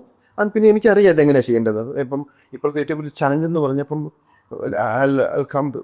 Give an example. ഇപ്പം ബബ്ബ എന്ന് പറഞ്ഞ പടം റിലീസ് ചെയ്തു. അത് ഈ റീസെൻ്റ്ലി റിലീസ് ചെയ്ത അതിൻ്റെ ഡ്രൈവ് വന്നത് ഏറ്റവും ലേറ്റ് ആയിട്ടാണ്. എനിക്ക് തേഴ്സ്ഡേ റിലീസ് ചെയ്യുന്നു. തേഴ്സ്ഡേ മോർണിംഗിലാണ് നമുക്ക് ഈ സാധനം ഡ്രൈവ് വരുന്നത്. അത് പടം റെഡിയാകുന്ന തേഴ്സ്ഡേ മോർണിംഗ് ആണ്. റിലീസിന്റെ ഒന്നാണ് ഈ സാധനം ഡിലേ. അപ്പം നമുക്കുള്ള സ്റ്റാഫോടൊക്കെ ഇവർ ഓരോരുത്തർ പോയിട്ട് ഈ സാധനം പോയി കളക്ട് ചെയ്യുമോ. അതെന്ന് പറഞ്ഞാൽ 2 കിലോ ഉണ്ട് ഒരു സാധനം. ഒരു ഡ്രൈവ് എന്ന് പറഞ്ഞാൽ 2 കിലോ ഉണ്ട്. അപ്പം അന്ന് ഭയങ്കര മഴയാണ്. ഈ മഴയത്ത് പോയിട്ട് 10 ഡ്രൈവ് എടുത്ത് വന്നിട്ട് ഒരാളെടുത്തിട്ട് വന്നിട്ട് ലണ്ടറിൽ കൊണ്ടുപോയി 5 പേരെ പറഞ്ഞിട്ടിട്ട് ഒരാൾ ലിവർപൂളിൽ പോകുന്നു, ഒരാൾ മാഞ്ചസ്റ്ററിൽ പോകുന്നു, ഒരാൾ ഇവിടെ ബ്രിസ്റ്റോളിൽ പോകുന്നു, ഒരാൾ ഓക്സ്ഫോർഡിൽ പോകുന്നു, പിന്നെ ലണ്ടനിൽ ഒരാൾ പോകുന്നു. ഈ സ്ട്രഗിൾസ് ശരിക്കും ആരും അറിയുന്നില്ല. കമന്റ്സ് വരുന്ന കാണണം, ലൈക്ക് ഷോസ് ക്യാൻസൽ ആയി, ഷോ ക്യാൻസൽ ആകുന്ന വെച്ചാൽ അപ്പം നമ്മളിത് 7 മണിക്ക് പോയിട്ട് അവിടെ പോയിട്ട് വാങ്ങിച്ചിട്ട് ഇത് ഇവിടുന്ന് ലിവർപൂളിൽ എത്താൻ ട്രെയിൻ എടുത്താലും 3 മണിക്കൂർ. ഈ സാധനം എടുത്തിട്ട് അവിടെ വന്ന് അങ്ങനെയാണ് ഷോ ക്യാൻസൽ ആക്കാൻ. അപ്പോൾ അങ്ങനത്തെയാണ് ഇതാണ് സ്ട്രഗിൾ. ഇതൊരു വൺ ഓഫ് അല്ല, ഇത് ഇടയ്ക്ക് എപ്പോഴും സംഭവിക്കുന്നത്. പിന്നെ ഇപ്പം ഞാൻ ഫോർ എക്സാമ്പിൾ പറയാം, എമ്പുരാൻ്റെ ഐമാക്സ് ഷോ മുഴുവൻ ഫസ്റ്റ് ഡേയിൽ എല്ലാം ക്യാൻസലായി. കാരണം കണ്ടന്റ് വന്നിട്ടില്ല. അപ്പം അങ്ങനത്തെ ഒത്തിരി ചലഞ്ചസ് നമുക്ക് ഇതിനകത്ത് വരാറുണ്ട്. അപ്പോൾ ആൾക്കാർ പറയും എന്തുകൊണ്ടാണ് ഷോ ക്യാൻസൽ ചെയ്യുന്നത്, എന്തുകൊണ്ടാണ് നിങ്ങൾക്ക് ഇത് ചെയ്യാൻ പറ്റും, നിങ്ങൾ എന്താ ചെയ്യുന്നത്. അതൊരു ഡിസ്ട്രിബ്യൂഷൻ ഗ്യാംബ്ലിംഗ് ആണെന്ന് തോന്നുന്നു. How do you think? നമ്മളിപ്പം ഒരു പൈസ കൊടുത്തിട്ട് നമ്മൾ പടം എടുക്കും. അപ്പോൾ പടം റിലീസായിട്ട് മോശമാണെങ്കിൽ ആൾ വരില്ല. So when you're investing, how do you ഈ അൺസർട്ടനിറ്റി എങ്ങനെ അത് മാനേജ് ചെയ്യും? ഞാനിപ്പം എന്നോട് ചോദിക്കുന്ന ആൾക്കാരൊക്കെ പറയുന്ന കാര്യം ഇത് നമ്മൾ കാർഡ് പ്ലേ ചെയ്യുന്നില്ല. കാർഡ് നമുക്ക് ഒരിക്കലും ജാക്ക്പോട്ട് ദാറ്റ്സ് ഇറ്റ്. അത് തന്നെയാണ് ഗെയിം അല്ലേ. അതാണ് എൻ്റെ നമ്മൾ ചിലപ്പോൾ നമുക്ക് അറിയാൻ പറ്റും ഇതെങ്ങനെയാണ് കളിക്കേണ്ടത്. Sea soul experience. റോഷിനി പറഞ്ഞ പോലെ വളരെ അൺസർട്ടനിറ്റി നിറഞ്ഞിട്ടുള്ള ഒരു മേഖലയാണത്. അപ്പം ഈ ഒരു പർട്ടിക്കുലർ ബിസിനസ് നിർത്താൻ ഒരുപാട് സിറ്റുവേഷൻസ് ഉണ്ട് ബ്രോന്റെ മുന്നിൽ. കാരണം ഇപ്പം ഇത് ആക്ച്വലി ഈ ചോദ്യം ഇവിടെ ഓൺട്രപ്രണർ ആവാൻ ആഗ്രഹിക്കുന്ന ആളുകൾക്ക് കൂടെ വേണ്ടിയിട്ടാണ് കേട്ടോ. കാരണം ഒരുപാട് നിർത്താൻ സിറ്റുവേഷൻസ് ഉണ്ട്. ജോലി സ്വന്തമായിട്ടൊരു ജോലി ചെയ്യുന്നുണ്ട്. അതിൻ്റെ കൂടെ വൺ മാൻ ആർമി ആയിട്ടാണ് ആദ്യമൊക്കെ ഈ ഒരു ഫിലിം ഡിസ്ട്രിബ്യൂഷൻ പ്രോ ചെയ്തത്. എന്താണ് ശരിക്കും മുന്നോട്ട് പോവാൻ ഡ്രൈവ് ചെയ്ത ഒരു കാര്യം? Okay, I have to do this, അല്ലെങ്കിൽ I want to do this എന്ന് തോന്നുന്ന ഒരു റീസൺ എന്താ ശരി? ഐ ഓൾവേസ് ലൈക്ക് എനിക്ക് ആദ്യം എൻ്റെ ചെറുപ്പത്തിൽ I was not good at studies, I was not good at sports. I was into acting. അപ്പം നമുക്ക് നാടകങ്ങളിലൊക്കെ അഭിനയിച്ചിട്ടുണ്ട്. അപ്പോൾ എനിക്ക് ഭയങ്കര താല്പര്യമായിരുന്നു. അപ്പോൾ ഒരു ആക്ടറാണെന്ന് ഭയങ്കര ആഗ്രഹമായിരുന്നു. പക്ഷേ ഐ തിങ്ക് യാതൊരു ഗൈഡ് ചെയ്യാനോ അങ്ങനെയൊന്നും ആൾക്കാരില്ലായിരുന്നു. പിന്നെ ഞാൻ ഇത് കഴിഞ്ഞു. അപ്പം ഞാൻ +2 കഴിഞ്ഞിട്ട് ഞാൻ ഇവിടെ ഈ പൂനെ ഫിലിം ഇൻസ്റ്റിറ്റ്യൂട്ടിൽ പഠിക്കണമെന്നായിരുന്നു ആഗ്രഹം. അപ്പം ഞാൻ അതിനുള്ള ആപ്ലിക്കേഷൻ സാധനം റെഡിയാക്കി അയച്ചു കൊടുത്തു. അപ്പം പിന്നെ ഇപ്പോൾ ഒരു ഇത് വന്നു, ഇത് ചെയ്ത് കഴിഞ്ഞു. നമുക്ക് അറിയില്ലല്ലോ അന്നത്തെ നമുക്കിത് സക്സസ്ഫുൾ ആകുമെന്നൊരു പേടി വന്നുകൊണ്ട് അപ്പം വീട്ടിൽ പറഞ്ഞത് നേഴ്സിങ്ങിനെ പോകണം. ശരി, നേഴ്സിങ്ങിനാണ്. അപ്പം അന്ന് വലിയ മാർക്കൊന്നുമില്ല, അന്ന് നേഴ്സിങ്ങിനെ പോകട്ടെന്ന് വിചാരിച്ചു. അങ്ങനെയാണ് നേഴ്സിങ്ങിന് പോകും. നേഴ്സിംഗ് കഴിഞ്ഞ് പിന്നെ അവിടെ 2 കൊല്ലം ജോലി ചെയ്യുന്നു. പിന്നെ കുറച്ച് ജോലി 2 കൊല്ലം കഴിഞ്ഞിട്ട് വീട്ടിൽ ഒരു 7-8 മാസം വന്ന് നിൽക്കുന്നത്. അപ്പോൾ ഓർത്ത് എന്തെങ്കിലും ചെയ്യാം, ഇങ്ങനെ ഒരു അഭിനയിക്കാനുള്ള പരിപാടികളൊക്കെ നോക്കാമെന്നൊക്കെ ഓർത്ത്. പക്ഷെ നമുക്കൊരു ഓപ്പർച്യൂണിറ്റി വന്നില്ല. ഓപ്പർച്യൂണിറ്റി നമ്മൾ എന്താ പറയുക, നമുക്കൊരു ഓപ്പണിങ് കിട്ടും, അല്ലെങ്കിൽ നമുക്കിത് എങ്ങനെയാണ് ആരെ അപ്രോച്ച് ചെയ്യും. ഞാനൊരു ഗ്രാമത്തിൽ നിന്നുള്ളതാണ്, നമുക്ക് അറിയില്ല ആരെയാണ് ഇത് എങ്ങനെയാണ് ആരെയാണ് കാണേണ്ടത്, എവിടെയാണ് പോകേണ്ടതെന്നൊക്കെ നമുക്കറിയില്ല. അങ്ങനെ വന്നപ്പം പിന്നെ ബാംഗ്ലൂരിൽ ജോലി കിട്ടി. അവിടെ നിന്ന് പോകുന്നു. അവിടെ നിന്ന് 8 മാസം നിൽക്കുന്നു. അന്നാണ് ഇങ്ങോട്ട് സെലക്ഷൻ. അപ്പോഴും സിനിമ മനസ്സിലുണ്ട്. പിന്നെ ഇവിടെ ജോലിയായി. ജോലി കഴിഞ്ഞപ്പം ഇവിടെ ജോലിയിലോട്ട് പോകുന്നു. പിന്നെ പൈസ ഉണ്ടാക്കണം എന്നൊരു തോന്നലായി. അങ്ങനെ ജോലി കയറി ജോലി ചെയ്തു. അങ്ങനെയാണ് ഈ ഷോസൊക്കെ വരും. അങ്ങനെയാണ് പിന്നെ ഷോസ് ചെയ്യുന്നത്. അത് കഴിഞ്ഞിട്ടാണ് പിന്നെ ഷോസ് കഴിഞ്ഞിട്ട് എനിക്ക് തോന്നി വെറുതെ പൈസ കളയാൻ സമയം കളയാൻ എന്നുള്ളത് കാര്യമില്ല. കാരണം അന്ന് ആൾക്കാരില്ല ഇവിടെ. പിന്നെ അന്നത്തെ കുറച്ച് ചലഞ്ചസ് എന്ന് പറഞ്ഞാൽ we are not doing in a proper way. നമ്മൾ എന്ത് കാര്യം ചെയ്യുമ്പോഴും നമ്മൾ പ്രോപ്പറായിട്ട് ചെയ്തില്ലെങ്കിൽ നമുക്ക് ഒത്തിരി ബുദ്ധിമുട്ടുകളുണ്ടാകും. ഇപ്പോൾ നമ്മൾ ഷോ ചെയ്യുന്നത് നമ്മൾ ഈ have to form a company, വേറെ എൻ്റർടൈൻമെൻറ്റ് കമ്പനി കൂടെ അങ്ങനെയൊക്കെ ചെയ്താൽ വിസ കിട്ടാനൊക്കെ എളുപ്പമുണ്ട്. അപ്പോൾ അന്നെന്ന് പറഞ്ഞു കഴിഞ്ഞാൽ നമുക്കങ്ങനെ ഒരു കമ്പനി ഒന്നും ഇല്ലായിരുന്നു. നമ്മൾ ഒരു അസോസിയേഷനിലൊക്കെ പോയി ചെയ്യുന്നു. അങ്ങനെയൊക്കെ വന്നു കഴിയുമ്പോൾ അതിനിപ്പോൾ ഞാൻ 2 പ്രാവശ്യം വിസ കൊടുക്കുന്നത് 2 പ്രാവശ്യം തള്ളിപ്പോന്നു. അങ്ങനെയൊക്കെ പിന്നെ ഒരു മനസ്സിൽ നമുക്ക് സ്റ്റോപ്പ് ഇറ്റ് എന്നൊരു സാധനം കൊള്ളി. അങ്ങനെയാണ് അത് ഷോസിൻ്റെ കാര്യങ്ങൾ നടത്തുന്നത്. Before we go further, നമുക്ക് just a name RFT. What does it stand for? എനിക്കറിയാം that from outside when we look it's just a company, but there's your name also, and what does it refer to? എല്ലാവരും അറിയാൻ ഒരു curious. RFT എന്ന് പറഞ്ഞാൽ എൻ്റെ പേര് Ronaldo എന്നാണ്. എൻ്റെ വൈഫിൻ്റെ പേര് ഫെമീന. ടി എന്ന് പറഞ്ഞാൽ തൊണ്ടിക്കൽ എൻ്റെ ഫാമിലി നെയിം. അതാണ് RFT ഫിലിംസ്. അതൊരു ഭയങ്കര റെസ്പോൺസിബിലിറ്റി ആയിട്ട് തോന്നിയിട്ടുണ്ടോ? ഫാമിലി നെയിമിനെ എങ്ങനെ ലെഗസി ആയിട്ട് മുമ്പോട്ട് കൊണ്ടുപോകുക? ഇത് നമ്മളെ ഒരിക്കലും തുടങ്ങിയപ്പം RFT ഫിലിംസ് എന്ന് പറഞ്ഞിട്ട് അങ്ങനെ ഇതിനു വേണ്ടി തുടങ്ങിയൊരു കമ്പനി അല്ലായിരുന്നു. അപ്പം ഞാൻ ഈ കമ്പനി ഓപ്പൺ ചെയ്ത് വേറെ കാര്യത്തിന് വേണ്ടിയായിരുന്നു. ഓക്കെ. അപ്പം പെട്ടെന്ന് എൻ്റെ ഒരു ഫ്രണ്ട് ഇപ്പോൾ ഈ പ്രിറ്റീഷ് എന്ന് പറഞ്ഞ ആളാണ് എന്നെ ഇതിലോട്ട് കൊണ്ടു. അപ്പോൾ അയാൾ എന്നിട്ട് ചോദിച്ചു, ഒരു കമ്പനി നമുക്ക് തുടങ്ങണം. അപ്പോൾ ഒരു കമ്പനി ഫ്രീ ആയിട്ടുള്ള കമ്പനിയാണ്. എടാ RFT ഫിലിം RFT എന്ന് പറയുന്നത് RFT പ്രൈവറ്റ് ലിമിറ്റഡ് ആണ് കമ്പനിയുടെ പേര്. അപ്പം ഇവിടെ എങ്ങനെ ഒരു സാധനം ഉണ്ട്, അന്ന് അപ്പോൾ അത് ഉപയോഗിക്കാമെന്ന് പറഞ്ഞു. അത് RFT പ്രൈവറ്റ് ലിമിറ്റഡ്, അവനാണ് അത് RFT ഫിലിംസ് ആർട്ടിസ്റ്റ്. അങ്ങനെയാണ് ഇത് തുടങ്ങുന്നത്. അല്ലാതെ അന്നൊന്നും നമ്മളെങ്ങനെ ഇത് ഇത്ര വലുതാകുന്നോ, അങ്ങനെയൊന്നും ഇത്ര ആൾക്കാരിവിടെ വരുന്നോ, അങ്ങനെ ഇതൊരു വലിയ രീതിയിൽ വളരുമെന്നൊന്നും നമ്മൾ അന്ന് വിചാരിച്ചിട്ട്. ഫാമിലി സപ്പോർട്ടീവ് ആണോ? എങ്ങനെയായിരുന്നു? 100% ഓഫ് കോഴ്സ്. ഞാൻ വളരെ ഞാൻ സ്ട്രഗിളിൽ കൂടെ കടന്നു പോയ ആളാണ്. എന്നാൽ എനിക്ക് തോന്നുന്നത് നമ്മൾ ഇച്ചിരി സക്സസ്ഫുൾ ആകുന്നത് 2023-2024 ആകുമ്പോഴാണ് ഈ പടങ്ങൾ ഇതുപോലെയൊക്കെ നന്നായിട്ട് പോകുന്നത്. അതിനൊക്കെ വളരെ ബുദ്ധിമുട്ടി കടന്നു പോകുന്ന ആളുകൾ. അപ്പോൾ ഈ DCP ബോക്സസ് ഒക്കെ കൊണ്ടുപോകുമ്പോൾ വൈഫ് കൂടെ ഉണ്ട് ആ സമയത്ത്? ഇല്ല, 2000 ഞാൻ ഈ പെട്ടി ചുമക്കുമ്പോൾ ഞാനിപ്പോൾ ഓർക്കുന്നത്, ഞാൻ ഈ പെട്ടി ചുമന്ന് പറയുമ്പോൾ ഒരു കൈ കൊച്ച്, കാരണം ഈ 33 കിലോ ഉണ്ട് ഈ കൈ. അപ്പം ഞാൻ അന്നുകൊണ്ട് 2ാമത് പ്രഗ്നൻ്റ് ആയിരുന്നു. അപ്പം ഞങ്ങൾ എന്നെ ഒരു കൈ കൊച്ചിനെ പിടിക്കുന്നു, ഒരു കയ്യിൽ ഒരു പെട്ടി ഞാൻ പിടിക്കുന്നു, ഒരു കയ്യിൽ അപ്പുറത്ത് പിടിക്കുന്നു. അങ്ങനെയാണ് ഞങ്ങളിത്. അത് 1-2 തവണ അങ്ങനെ ഉണ്ടായിട്ടില്ല. ഒക്കെ ഇതൊന്നും എപ്പോഴും ചെയ്യുന്ന കാര്യങ്ങളല്ല. അപ്പം ഞാൻ സാധാരണ അപ്പോൾ ചില സമയങ്ങളിൽ നമുക്കിത് നമ്മൾ ചെയ്യേണ്ടതായിട്ട് വരും. കുറെ പേര് ചോദിക്കുന്ന ഒരു കാര്യം ഇവിടെ, എന്തുകൊണ്ട് നമ്മുടെ ഭാഗത്തേക്ക് സ്ക്രീനിങ് ഇല്ല, എന്തുകൊണ്ട് നമ്മുടെ ഔട്ടർ ലണ്ടൻ കുറച്ച് ഏരിയാസ് ഒക്കെ ഇങ്ങനെ ചോദിക്കുന്നു. ഭയങ്കര കൺസിസ്റ്റൻസ് ആയിട്ട് നമുക്ക് മെസ്സേജസ് ഒക്കെ കാണുകയും ചെയ്യാം. എന്തുകൊണ്ട് ഈ ഭാഗത്ത് ഷോ ഇല്ല? അതൊരു ഭയങ്കര ക്വസ്റ്റ്യൻ ആയിരിക്കും. അതെന്തായാലും നമ്മൾ ഏതും പടവും ചെയ്യുമ്പോൾ നമ്മൾ ഒരിക്കലും ഒരു വൈറ്റ് ഈസ് നിന്ന് പോകാറില്ല. അപ്പം നമ്മളിപ്പോൾ അവരോട് ചോദിക്കുന്നു, ഇപ്പം ഫസ്റ്റ് ക്വസ്റ്റ്യൻ തിയേറ്ററിൽ നമ്മൾ അവർ ചോദിക്കുന്നത് how much the movie we make. Expected എത്രയാണ് എക്സ്പെക്ട് നിങ്ങളുടെ ബോക്സ് ഓഫീസ് എക്സ്പെക്ടേഷൻ എത്ര അതിനൊരു ചോദ്യം.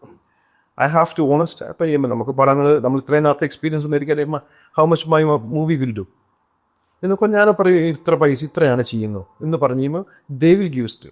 അപ്പോൾ അവർക്ക് ഫസ്റ്റ് എന്നാ വർക്ക് ചെയ്യണം അല്ല ഫസ്റ്റ് ഒരു 50 സൈറ്റ് അല്ലെങ്കിൽ 30 സൈറ്റ് അങ്ങനെയാണ് അവർ തരുന്നത്. അപ്പോൾ അവരാണ് ഡിസൈഡ് ചെയ്യുന്നത് എത്ര സൈറ്റ് വേണമെന്നുള്ളവർ. പിന്നെ നമുക്ക് പിന്നെ ഈ മൂവി നമ്മൾ ഉദ്ദേശിക്കുന്നതൊക്കെ കൂടുതൽ നന്നായിട്ട് വന്നാൽ നമുക്കിത് എക്സ്പാൻഡ് ചെയ്യാൻ പറ്റും.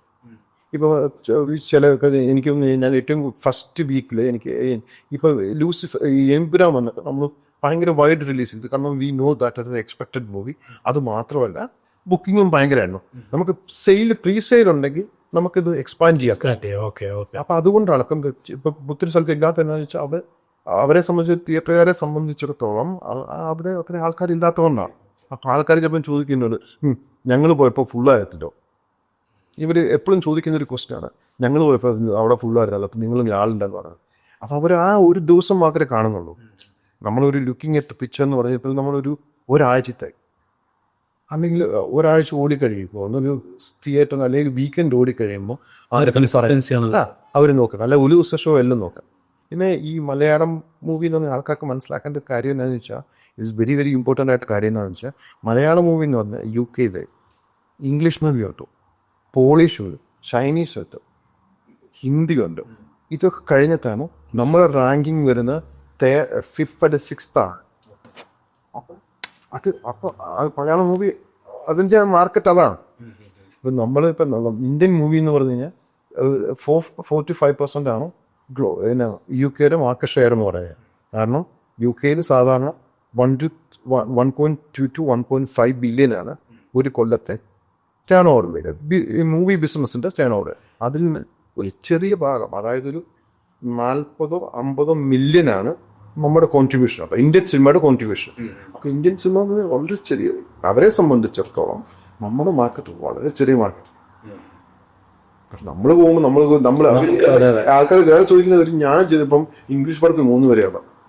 പക്ഷെ അവർ മനസ്സിലാക്കാത്ത കാര്യം അത് അവരുടെ അല്ലല്ല ഇംഗ്ലീഷ് പടത്തിൽ 3 പേരാണ്. അത് അവർ 3 പേരെ ഉള്ളായിരിക്കാം. പക്ഷെ ഒരു ദിവസം അത് ചിലപ്പം ചെയ്യുന്ന ബിസിനസ് ഒരു ദിവസം ബിസിനസ് എന്ന് പറഞ്ഞാൽ നമ്മുടെ ഒരു കൊല്ലം ഓടുന്ന ബിസിനസ് ആയിരിക്കും അവർ ചെയ്യുക. അത്രയും ഓളി അവർ കാണാത്തതുകൊണ്ടാണ്. ഈ 10 വർഷം കഴിഞ്ഞു അല്ലേ ഇത് ലോഞ്ച് ചെയ്തിട്ട്. നെക്സ്റ്റ് 10 years UK മൂവി ബിസിനസ്സിനെ എങ്ങനെയാണ് നോക്കിക്കാണുന്നത്? എന്തായിരിക്കും ഇന്ന് ചലഞ്ചിങ് ഭയങ്കരമായിട്ട് കോമ്പറ്റീഷൻ. കാരണം new players will come, the movie prices will go up. അപ്പം ചലഞ്ചിങ്. ഈ ഒരു പർട്ടിക്കുലർ ബിസിനസ് മോഡൽ ഇനി അങ്ങനത്തെ ഒരു ഓൺട്രപ്രണർഷിപ്പ് തുടങ്ങാൻ ആഗ്രഹിക്കുന്ന ആൾക്കാരോട് എന്താണ് പറയാ? ഗാംബ്ലിംഗ് ബിസിനസ് അതാണ് ഞാൻ പറയുന്നത്. ഈ ഗാംബ്ലിംഗ് ചെയ്യുമ്പോൾ ഒരു ഗട്ട് ഫീലിംഗ് ഇല്ലേ? What is that? അല്ലെങ്കിൽ ഒരു സിനാരിയോ ചോദിക്കാം. വാട്ട് ഇസ് ലൈക്ക് ഏറ്റവും നല്ല കോൺഫിഡൻ്റ് ആയിട്ട് ഒരു ഗട്ട് ഫീലിംഗിൽ സിനിമ എടുത്തു കഴിഞ്ഞിട്ട് അയ്യോ അത് ഫെയിൽ ആയിപ്പോയി പക്ഷേ it was A genius move, അങ്ങനെ എന്തെങ്കിലും ഒരു സിറ്റുവേഷൻ തോന്നിയിട്ടുണ്ടോ? ഞാനിപ്പോൾ ഒത്തിരി പടങ്ങൾ കണ്ടിട്ട് എടുക്കാറില്ല. പക്ഷേ ജഡ്ജ്മെന്റ് ഇപ്പോഴും പാടാറുണ്ട്. പല പടങ്ങളും നമ്മൾ വർക്കാകും നമ്മൾ വിചാരിക്കും, വർക്കാകാറില്ല. അതിൻ്റെ അകത്ത് അങ്ങനെ ഒരു സാധനമില്ല. എനിക്ക് നമ്മൾ പല മൂവിയും വർക്കാവും എന്ന് ഓർത്തിട്ടാണ് നമ്മൾ എടുക്കുന്നത്. അപ്പോൾ ഇപ്പൊക്കെ ചില പടങ്ങൾ കാണാറില്ല. അപ്പം നമ്മൾ നല്ല ഇൻട്രസ്റ്റ് നല്ല ടോക്ക് ഉണ്ട്, okay definitely is going to be a hit ഹിറ്റാറില്ല. അപ്പം നമ്മൾ ഇറ്റ് ഈസ് മണി. UK നോക്കുകയാണെന്നുണ്ടെങ്കിൽ ഹിറ്റാവുന്ന മലയാള സിനിമയ്ക്ക് വേണ്ടിയ ക്വാളിറ്റി എന്താ? അങ്ങനെ UK മാത്രം ഹിറ്റാണെന്നില്ല. കാരണം നാട്ടിൽ ഹിറ്റായി മാത്രമേ ഇവിടെ ഹിറ്റാവും. വേറെ ഫാക്ടേഴ്സ് ഇല്ലേ? സ്ക്രീനിങ്ങിന് ഒരു ഫാക്ടേഴ്സ് ഉണ്ടാവില്ല നമുക്ക്? എങ്ങനെ ആ പടം ക്വാളിറ്റി റൺ ചെയ്യുന്നു? സ്ക്രീനിങ് സ്ഥലത്തിനെ വല്ല ബേസ് ചെയ്തിട്ടുണ്ടോ? Of course it's not about just movie bringing അല്ല. ഇത് അബൌട്ട് നമ്മൾ നമുക്ക് ഇത്രയും നാൾ അറിയാവുന്ന നമുക്കറിയാം എവിടെയാണ് മൂവി കളിക്കുന്നത്. Time is important, screen is important, audience behaviour is important. കാരണം ചില സ്ഥലങ്ങളിൽ എനിക്കറിയാം സ്റ്റുഡൻസ് മാത്രമേ ഉള്ളൂ അല്ലെങ്കിൽ യങ് ജനറേഷൻ ഉള്ളൂ. അവർ ദേ ലൈക്ക് പർട്ടിക്കുലർ മൂവീസ്. പിന്നെ ഫാമിലി ഓഡിയൻസ് ആണെങ്കിൽ ദേ ലൈക്ക് ഫാമിലി ഓറിയൻറ്റഡ് കണ്ടന്റ് ആയിരിക്കും. ഇപ്പോൾ ഫോർ എക്സാമ്പിൾ 15 ആണെങ്കിലും ഫാമിലിക്ക് കയറാൻ പറ്റില്ല. അപ്പം അതൊക്കെ അത് നമ്മൾ ഇത്രയും നാളത്തെ എനിക്കറിയാം എവിടെയൊക്കെയാണ് മാർക്കറ്റ് ഉള്ളത്, എവിടെയൊക്കെയാണ് ആൾക്കാരുള്ളത് നമുക്കറിയാം. അതുകൊണ്ട് അതനുസരിച്ച് നമ്മൾ സ്റ്റാർട്ട് ചെയ്യാൻ ശ്രമിക്കാം. മെൻഷനിങ് അബൌട്ട് 15 എപ്പോഴും കേൾക്കുന്ന ഒരു കമന്റ് ആണ്, നിങ്ങളാണോ ഈ കട്ട് ചെയ്യുന്നത്? കട്ട് ചെയ്യുന്ന സിനിമകളിലെ വയലൻസ് പോർഷൻസ് കട്ട് ചെയ്യുക. പല സിനിമകളുടെ നമ്മള് ഫൈറ്റ് സീക്വൻസ് കണ്ടിട്ടില്ല. അതെ അതെ അതെ അതെ. ആൻഡ് പ്രത്യേകിച്ച് നിങ്ങളാണോ അത് തീരുമാനിക്കുക, ഡിസിഷൻ ഫാക്ടർ എന്താണ് എന്തുകൊണ്ടാണ് അങ്ങനെ ഒരു കട്ട് വരുന്നത്? അതെ. കട്ട് വരിക എന്ന് പറഞ്ഞു കഴിഞ്ഞാൽ നമ്മള് രണ്ട് മൂന്ന് കാര്യങ്ങൾ. നമ്മള് ഒരു ഫാമിലി ഇപ്പൊ ഒത്തിരി പേർ കട്ടിൽ അങ്ങനെ ഫുൾ വേർഷൻ കാണണം. ഐ റെസ്പെക്ട് ദാറ്റ്, അത് കാണണം. പക്ഷെ ചെറിയ ചെറിയ കട്ട് ഇപ്പൊ നമ്മളിത് ക്ലാസിഫൈ ചെയ്യണം. അതായത് സർട്ടിഫിക്കറ്റ് കൊടുക്കുമ്പോൾ അവരിത് കണ്ടിട്ട് പറയും ഇത് കട്ട് ചെയ്യാം, ഓക്കെ, അത് കഥയെ ബാധിക്കില്ലെന്ന് അവർ പറയും. ഇത്ര ഭാഗങ്ങൾ കട്ട് ചെയ്താൽ ഞങ്ങൾ 15 മാറ്റിക്കരുതേ തരാമെന്ന് പറയും. തിയേറ്ററിന്റെ ഭാഗത്തുനിന്നോ? തിയേറ്ററിനല്ല, ഇത് ക്ലാസിഫൈ, അതായത് സർട്ടിഫൈ ചെയ്യുന്ന ആളാണ്. ശരി, ഓക്കെ. അപ്പൊ അവരാണ് ആദ്യത്തെ ഒരു ഇത് പറയുന്നത്, നിങ്ങൾക്ക് കട്ട് ചെയ്ത് ഇന്ന ഭാഗങ്ങൾ കട്ട് ചെയ്താൽ നമുക്ക് 12 തരാമെന്ന് പറയും. അപ്പൊ നമ്മൾ ഇതുകൊണ്ട് ഡയറക്ടറുടെ എത്തിയില്ലേ, ഡയറക്ടർ പറയും ഇതാണ് കട്ട് ചെയ്യാൻ പറയുന്നത്, നിങ്ങൾക്ക് കട്ട് ചെയ്യാൻ ഓക്കെ ആവും. ഇപ്പൊ തല്ലുമാല സിനിമ നോക്കുകയാണെങ്കിൽ ഒരു പകുതി പോർഷൻ UK ഓഡിയൻസ് നോക്കുമ്പോൾ അവർ കണ്ടിട്ടില്ല, അങ്ങനെ കാണില്ല. അപ്പോ അത് ബിക്കോസ് ഓഫ് ഈ റീസൺ തന്നെയാണോ? ഇതിന്റെ അകത്തൊരു കാര്യം എന്ന് വെച്ചാൽ അവര് പറഞ്ഞു ഇത് നമ്മൾ പോയിട്ട് കട്ട് ചെയ്യുമല്ലേ ചെയ്യുന്നത്. നമ്മൾ ഓഫ് കോഴ്സ് ഇത് പ്രൊഡക്ഷൻ ഹൗസ് സമ്മതിക്കണം, ഡയറക്ടർ സമ്മതിക്കണം. അല്ലാതെ നമുക്കൊരുക്കി പറ്റും. നമ്മൾ ഒരു പടം നമുക്കൊരു പടം വന്നു കഴിഞ്ഞാൽ ആദ്യം നമ്മൾ ചോദിക്കുന്നു, ഡയറക്ടറോട് ചോദിക്കുന്നത് ഇത് കട്ട് ചെയ്യാൻ പറ്റുമോ. അപ്പൊ അവര് പറയാം ഓക്കെ, 100% ഒരു 80% അവർക്ക് താല്പര്യം ഇല്ല കട്ട് ചെയ്യാൻ. പക്ഷേ അവർ പിന്നെ പറയാം ഓക്കെ എന്തെങ്കിലും ആട്ടം കൊടുത്താൽ അവർ സമ്മതിക്കുന്നത്. അങ്ങനെയാണ് നമ്മൾ കട്ട് ചെയ്യുന്നത്. ലൂസിഫർ സിനിമയിലും ഒരു കട്ട് ഉണ്ടായിരുന്നില്ല, ഒരു ചെറിയ എനിക്കൊരു 3 സെക്കൻഡ്സ് ആൻഡ് ഈവൻ RDX നോക്കിയാലും കട്ട് ഉണ്ടായിരുന്നു. ബട്ട് അത് ഇന്റൻഷണൽ അല്ല, ഫോർ ദ ഓഡിയൻസ്. ഇന്റൻഷണൽ അല്ലെന്ന് പറഞ്ഞാൽ നമുക്കിത് എല്ലാവരും ഫാമിലി ഓഡിയൻസ് അവരെ കയറണല്ലോ, അതുകൂടെ കൂടെ. അപ്പൊ ഒത്തിരി പേര് കട്ടില്ലാതെ വരുമ്പോൾ ചോദിക്കുന്നത്, അപ്പൊ ഫാമിലിക്ക് ചോദിക്കുന്നുണ്ട് എന്നാ എന്തുകൊണ്ടാണ് ഞങ്ങൾക്ക് കാണാൻ പറ്റാത്തത്. ഇപ്പം നമുക്ക് ഇതിൻ്റെ അകത്തൊരു വിൻമിൻ ഇല്ല. കാരണം എന്താ വെച്ചാൽ ഇതിൻ്റെ അകത്ത് അവർ പറയും, പിള്ളേർ പറയും ഞങ്ങൾക്ക് ഫുള്ള് കാണണം എന്ന് പറയും. ഫാമിലി ഓഡിയൻസ് ഞങ്ങൾക്ക് പിള്ളേരെ കൊണ്ട് പോകാം, ഞങ്ങൾക്ക് കാണാൻ പറ്റത്തില്ല. അതുകൊണ്ട് നമ്മൾ കട്ട് ചെയ്യാൻ ഇപ്പം പിന്നെ ഇച്ചിരി ഓഡിയൻസ് കൂടിയുണ്ട്. നമുക്ക് ഓൾസോ നമുക്കൊരു 2 വേർഷൻ ഇറക്കാൻ പറ്റും, non cut version, cut version. അപ്പം നമ്മളങ്ങനെ 1-2 പടങ്ങൾ ചെയ്തിട്ടുണ്ട്. അതല്ല, ജനഗണമനയുടെ കാര്യത്തിൽ ഒരു ഇഷ്യൂ ഉണ്ടായിരുന്നു ഇങ്ങനെ തന്നെ. ജനഗണമനയുടെ ഇഷ്യൂ പറഞ്ഞാൽ ജനഗണമന ഇഷ്യൂ ഒന്നും ഇല്ലായിരുന്നു. ജനഗണമനയുടെ ഈ കട്ട് ചെയ്യാൻ പറ്റാത്തൊരു അവസ്ഥയാണ്. കാരണം എന്താണെന്ന് വെച്ചാൽ ഇത് കാണുന്ന ക്ലാസിഫിക്കേഷൻ കാണുന്നത് ഇവിടുത്തെ ആൾക്കാരാണ്. അപ്പോൾ അവർക്കൊരു ഈ മലയാളം ഡയലോഗ്സ് അവർക്ക് അറിയത്തില്ല. അവർ സബ് ടൈറ്റിൽ നോക്കിയാണ് അവർ ഇത് ചെയ്തു. അപ്പം നമ്മൾ ഈ സബ് ടൈറ്റിലും എൻ്റെ കോണ്ടസ്റ്റ് നമ്മൾ പറയുമ്പോൾ ഇപ്പോൾ അതിൻ്റെ അകത്ത് ജനഗണമനയുടെ ഒരു കേസ് ചോദിച്ചാൽ പറയാം, ജനഗണമന നമ്മൾ 15 ആയിരുന്നു. അത് കട്ട് ചോദിച്ചപ്പോൾ അവർ പറഞ്ഞതെന്നു വെച്ചാൽ അതിൻ്റെ അതൊരു സീനുണ്ട്, അതായത് കോർട്ട് സീനിൽ പൃഥ്വിരാജ് പറഞ്ഞൊരു സീനുണ്ട്. അതായത് ഒരു മന്ത്രി ഒരു കൊച്ചിനെ റേപ്പ് ചെയ്യുമെന്ന് പറയുന്നത്, ആ ഒരു സീൻ പറഞ്ഞാൽ അത് കട്ട് ചെയ്യാൻ പറ്റില്ല. കാരണം അത് ആ പടത്തിൽ ഇമ്പോർട്ടൻറ്റ് ഭാഗമാണ്, കട്ട് ചെയ്യാൻ പറ്റത്തുള്ളത്. പക്ഷെ നമ്മളിത് കണ്ടു കഴിയുമ്പോൾ നമുക്ക് മലയാളത്തിൽ കേൾക്കുമ്പോൾ ആക്ച്വലി അത് റിലവൻ്റ് ആയിട്ട് അത് ഭയങ്കര ഇമ്പോർട്ടൻ്റ് ആയിട്ടൊരു വേർഡല്ല. പക്ഷെ അത് സബ് ടൈറ്റിൽ വരുമ്പോൾ അത് ഭയങ്കരമായിട്ട് ഇവരത് ഇത് ചെയ്യും. അതുകൊണ്ട് അപ്പം അതൊരു ചാലഞ്ച് ചെയ്യാൻ പറ്റത്തില്ല. ചലഞ്ച് ചെയ്താൽ you have to wait 2 months. Release ഇപ്പം അതുകൊണ്ട് നമ്മളൊക്കെ കംപ്ലൈൻറ്റ് കൊടുത്തുകൊണ്ട് ഇപ്പം BBC കാണുന്നത് ഇത് അറിയാവുന്ന ആൾക്കാരെ, അതായത് മലയാളം മനസ്സിലാകുന്ന ആൾക്കാർ അവരാണ് കാണുന്നത്. അങ്ങനെ കുറച്ച് മാറ്റങ്ങളൊക്കെ വന്നിട്ടുണ്ട്. ഞാൻ അത് പറയാം, 2018 എന്ന് പറഞ്ഞ പടമാണ്. അതിന് മുമ്പ് വരെ മലയാളം പടം ഭയങ്കര മോശമായിരുന്നു. അതായത് നമ്മൾ തിയേറ്ററിലൂടെ മെയിൽ അയച്ചാൽ അവർ റെസ്പോണ്ട് പോലും ചെയ്യില്ല. കാരണം ബോധമായിട്ട് പോലും മലയാളം മൂവി. കാരണം ഒന്നാമത് നമ്മൾ എല്ലാ ആഴ്ചയിലും മാസത്തിലും 3 മലയാളം മൂവി ആയിട്ട് ഒന്നും കളക്ട് ചെയ്യാറ്. ആൾക്കാർ പോകുന്നതും കുറവല്ലേ, വൺ ടൈം ഒക്കെ. ഇതേപോലെ 2018 ആണ് അത്രയും നിറഞ്ഞിട്ട് ആൾക്കാർ ഒത്തിരി ആള് കൂടിയിട്ടാണ് 2018 എന്ന് പറഞ്ഞ തുടങ്ങും. ഞാൻ എനിക്കത് 35 സ്ക്രീനിലെങ്ങാണ് ആദ്യം ഞാൻ ചാർട്ട് ചെയ്ത് ഈ സാധനം. അത് എനിക്കൊരു ബാംഗ്ലൂരുടെ വീക്കെൻഡ് ആയിരുന്നു ഇത്. ഞാനിപ്പോൾ ഓർക്കുന്നുണ്ട്. കാരണം നമ്മൾ ചെയ്ത് ഞായത്തെ ഫ്രൈഡേ വലിയ ആൾക്കാരൊന്നും ഇല്ലായിരുന്നു. സാറ്റർഡേ സൺഡേ ആയപ്പോൾ പതുക്കെ പിക്ക് ചെയ്യാൻ. മൺഡേ ഒക്കെ ആയപ്പോഴേക്കും മൺഡേ ബാംഗ്ലൂരിലെ ആയിരുന്നു. സൺഡേ ഭയങ്കരമായിട്ട് പിക്ക് ചെയ്തപ്പോൾ ഞാൻ തിയേറ്ററിലോട്ട് ചോദിച്ചു എനിക്ക് കൂടുതൽ ഇത് ചെയ്യാതെ. അപ്പോൾ അവർ എന്നോട് ചോദിച്ചു എന്നൊക്കെ എവിടെയൊക്കെ നിങ്ങൾക്ക് കണ്ടന്റ് എത്തിക്കാൻ പറ്റുന്നത്. പക്ഷേ അപ്പം അന്ന് എനിക്കൊന്നും ലണ്ടനിലുള്ള എല്ലാ സ്ഥലത്തും ഞാൻ ബാംഗ്ലൂരിലെ മൺഡേ ഞാൻ ഈ ടാക്സി വിട്ടിട്ട് കണ്ടന്റ് എത്തിച്ചു. അപ്പം എന്നിട്ട് അവിടെ ലണ്ടനിൽ ഫുള്ള് കളിച്ചു. ചൊവ്വാഴ്ച നമ്മളത് എക്സ്പാൻഡ് ചെയ്തിട്ട് എനിക്ക് 120-130 തിയേറ്ററോട്ടം കണ്ടു. അപ്പോൾ ഈ ആൾക്കാർ ഭയങ്കരമായിട്ട് പ്രീ ബുക്കിംഗ് ബുക്കിംഗ് വന്നു ഭയങ്കരമായിട്ട്. അത് ഭയങ്കര സക്സസ്ഫുള്ളായി. അത് കഴിഞ്ഞിട്ട് പക്ഷെ ഒരു 3-4 മാസത്തേക്ക് ഏത് മലയാളം പടത്തിനും നമ്മൾ 10 സ്ക്രീൻ ചോദിച്ചാൽ അവർ 20 സ്ക്രീൻ തരും. അവർ വിചാരിക്കും എല്ലാം 2018 വരുന്നു. അത് കഴിഞ്ഞിട്ട് പിന്നെ വീണ്ടും പഴയ പോലെ പിന്നെയാണ് മഞ്ഞുവേൽ ബോയ്സ് വന്നത്. മഞ്ഞുവേൽ ബോയ്സ് വന്നപ്പോൾ നമുക്കതുപോലെ തന്നെ വീണ്ടും ഭയങ്കരമായിട്ട് വന്നു. പിന്നെ ആ സമയത്തൊക്കെ കുറച്ച് പടങ്ങളൊക്കെ ഭയങ്കരമായിട്ട് കളക്ട് ചെയ്യാൻ എന്നിട്ട് ഞാൻ എമ്പുരാൻ ആണ് ശരിക്കും ഞാൻ സ്ട്രഗിൾ ചെയ്തു.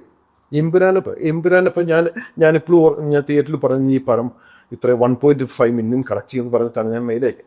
അപ്പോൾ എനിക്കറിയാം. എനിക്ക് എമ്പുരാൻ എന്ന് പറഞ്ഞ പടത്തിന് ഞാൻ ഏറ്റവും കൂടുതൽ ഓവർസീസ് ബിസിനസ് കണ്ടിരുന്ന ഞാനായിരുന്നു. ഇപ്പം ഞാൻ ആർട്ടിക്കിൾ എഴുതിയിരുന്നു മലയാളം ഈ ഇറങ്ങുന്നതിന് ഒരാഴ്ച മുമ്പ്. അതായത് എമ്പുരാൻ 100 കോടി ബിസിനസ് ഓവർസീസ് മാത്രം ചെയ്യുമെന്ന് പറയുന്നത് 120 കോടി കളക്ട് ചെയ്തു കേട്ടോ എമ്പുരാൻ ഓവർസീസ് മാത്രം. അപ്പോൾ അത് ഞാൻ ഭയങ്കര കോൺഫിഡൻസ് ആണ് പറഞ്ഞത്. കാരണം എനിക്കറിയാമോ I know that movie's going to presale. കാരണം എമ്പുരാൻ എന്ത് പറയുമെന്ന് പറഞ്ഞാൽ മലയാളം പടം ഒരു വേൾഡിൽ മാർക്കറ്റ് ഉണ്ടാക്കിയ പടമാണ് എമ്പുരാൻ. കാരണം പീപ്പിളൊക്കെ ഈ എമ്പുരാൻ വരുമ്പോൾ തന്നെ ഈ തിയേറ്ററിൽ നമ്മളെ വിളിക്കുവരെ എമ്പുരാൻ ആരെ കൊണ്ടുവരുന്നത്. കാരണം Empuraan had lot of issues.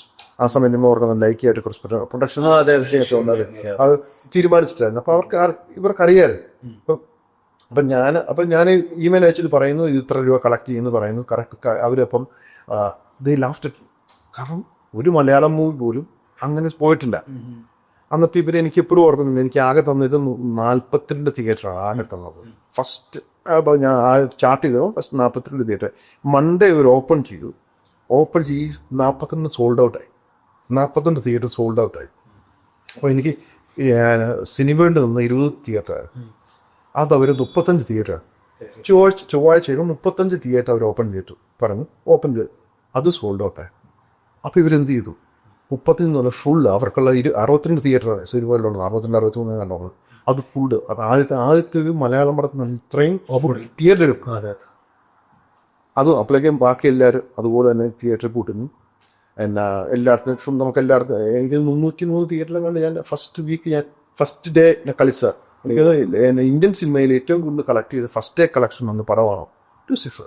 എമ്പുരാണ് 650K എങ്ങാണ്ട് കളക്ട് ചെയ്തു. അത് നമ്മൾ 700 കളക്ട് ചെയ്തു. അത് വലിയൊരു ബിസിനസ് തന്നെയാണല്ലേ ശരിക്കും. ഭയങ്കരമായിട്ടൊരു ഇതായിരുന്നു. അത് ഐമാക്സ് ഉണ്ടായിരുന്നു.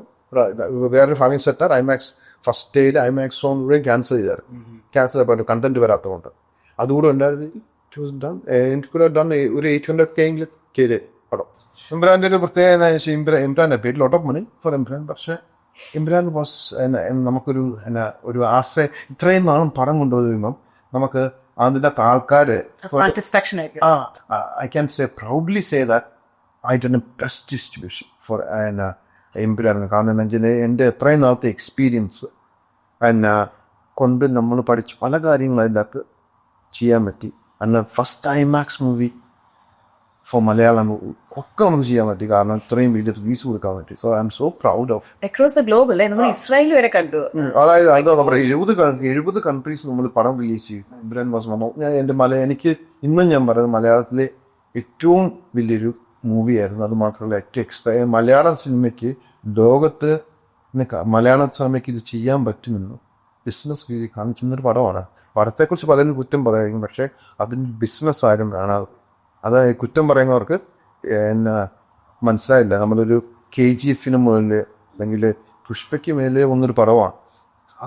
അതാണ് എന്നെ സംബന്ധിച്ചിട്ട് പ്രൗഡ് മൊമെന്റ് ആയിരിക്കുന്നത്. ഞാൻ ഇന്നും പറഞ്ഞ് ഞാൻ എമ്പുരാൻ ഡിസ്ട്രിബ്യൂട്ട് ചെയ്തതാണ്. And what's your next anticipated? Oh, of course, Drishyam 3. Drishyam 3 will do. അതിന് വലിയ പൊട്ടൻഷ്യൽ ഉണ്ട് അല്ലേ. People അതൊരു ഫ്രാഞ്ചൈസി മൂവിയാണ്. People has expectation for that. അപ്പം എനിക്കറിയാം ഇപ്പോൾ തന്നെ എന്നോട് ഒത്തിരി പേര് ചോദിക്കുന്നത് എന്താ ദൃശ്യം എന്ന് പറഞ്ഞാൽ എന്താ I know that's a big thing for. Initial ഡേയ്സിൽ സിനിമ എടുക്കുമ്പോൾ ഭയങ്കര ലെസ് റേറ്റിലൊക്കെ ആയിരിക്കത്തില്ലേ കിട്ടുക. അപ്പൊ അന്നേരം എടുത്ത ഒരു മാസീവ് ഹിറ്റോ അങ്ങനെ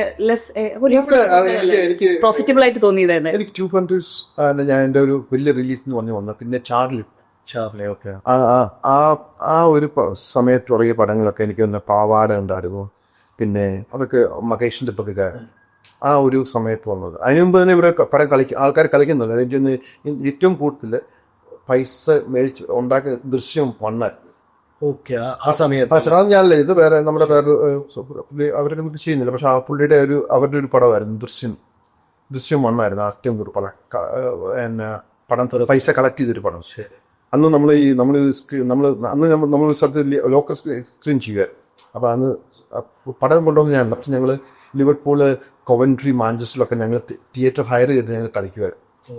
അപ്പോൾ അന്നൊക്കെ അങ്ങനെയാണ് ഞങ്ങൾ കളിച്ചോണ്ടിരുന്നത്. ഈ തിയേറ്റർ റിലീസ് നമ്മൾ ചെയ്യാറില്ലായിരുന്നു, ഉണ്ടായിരുന്നു. പക്ഷെ ഈ ആദ്യം നമ്മൾ ഫസ്റ്റ് വീക്കിൽ നമ്മൾ ഇങ്ങനെ കളിക്കും, തിയേറ്റർ ഹയർ ചെയ്തിട്ട് ഞാൻ ഷോക്കേസിലായിരുന്നു കളിച്ചിട്ടുണ്ട്. അതായത് നമ്മളോട് 4 ഷോകളൊക്കെ 11 മണിക്ക്, 2 മണിക്ക്, 4 മണിക്ക്, 9 മണിക്ക് കറക്റ്റ് സമയം ഓടും. ആ ഒരു അതായത് 4 ഷോ സത്തേക്ക്. പിറ്റേ ദിവസവും ഞങ്ങൾ മാഞ്ചസ്റ്ററിൽ കളിക്കും 4 ഷോ. പിന്നെ അടുത്ത ആഴ്ച കോവൻട്രിക്ക്. അപ്പം അങ്ങനെ പിന്നെ ബ്രിസ്റ്റോൾക്ക് അവിടെയൊക്കെ ഈ പോക്കറ്റ്സ് ഉണ്ടായിരുന്നു, ആൾക്കാരുണ്ടായിരുന്നു അവിടെ. ഇപ്പൊ സോഷ്യൽ മീഡിയ, ഇൻസ്റ്റാഗ്രാം, ഫേസ്ബുക്ക് അങ്ങനെ ഒരുപാട് ഓപ്ഷൻസ് ഉണ്ട്. നമ്മൾ സിനിമ ഇന്ന സ്ഥലത്ത് റിലീസ് ആയിട്ടുണ്ടെന്ന് പറയാൻ അന്ന് വളരെ കുറഞ്ഞ ആളുകളെ ഉണ്ടെന്ന് ബ്രോ പറഞ്ഞ പോലെ. എങ്ങനെയാണ് ആളുകളിലേക്ക് സിനിമ എത്തിച്ചത്? അന്നും നമുക്ക് ഇനി ഫേസ്ബുക്ക് ഉണ്ടായിരുന്നു. 2015, 14 നമുക്ക് ഫേസ്ബുക്കിൽ തന്നെയായിരുന്നു. പിന്നെ നമുക്ക് മെസ്സേജ് അയക്കും, ഗ്രൂപ്പിലിടും. നമ്മൾ ഇപ്പം ഓരോ സ്ഥലത്തും ഈ സിനിമയൊരു പാഷനേറ്റ് ഉണ്ട്, ഒത്തിരി ആൾക്കാരുണ്ട്. ഓരോ നമുക്ക് എനിക്കറിയാം, ഞാൻ എൻ്റെ എന്നെ ഒരു 2015 ഇപ്പം തൊട്ടെടുത്ത് കഴിഞ്ഞാൽ ആൾക്കാർക്ക് ഇപ്പോഴും ഉണ്ട്. അവർക്ക് they are so passionate about movies. ഞാനിത് ചെയ്യുന്നത് ബിസിനസ്സായിട്ടാണ്. പക്ഷെ ചില സ്ഥലത്തുള്ള ആൾക്കാരുണ്ട്, എനിക്ക് എല്ലാ സ്ഥലത്തും 1-2 ആൾക്കാർ ഇതുപോലെ ഉണ്ട്. അവരെപ്പോഴും വിളിക്കും, ഏതാ പടം തന്നെ. എന്നിട്ട് ഇവരെന്നോട് പറയും പോസ്റ്റർ അയച്ചു തരാം. ഞാൻ പോസ്റ്റർ അയച്ചിട്ട് ഇവരത് അവരുടെ ഗ്രൂപ്പിലിട്ട് അത് അവർ ഇപ്പോഴും ചെയ്യും.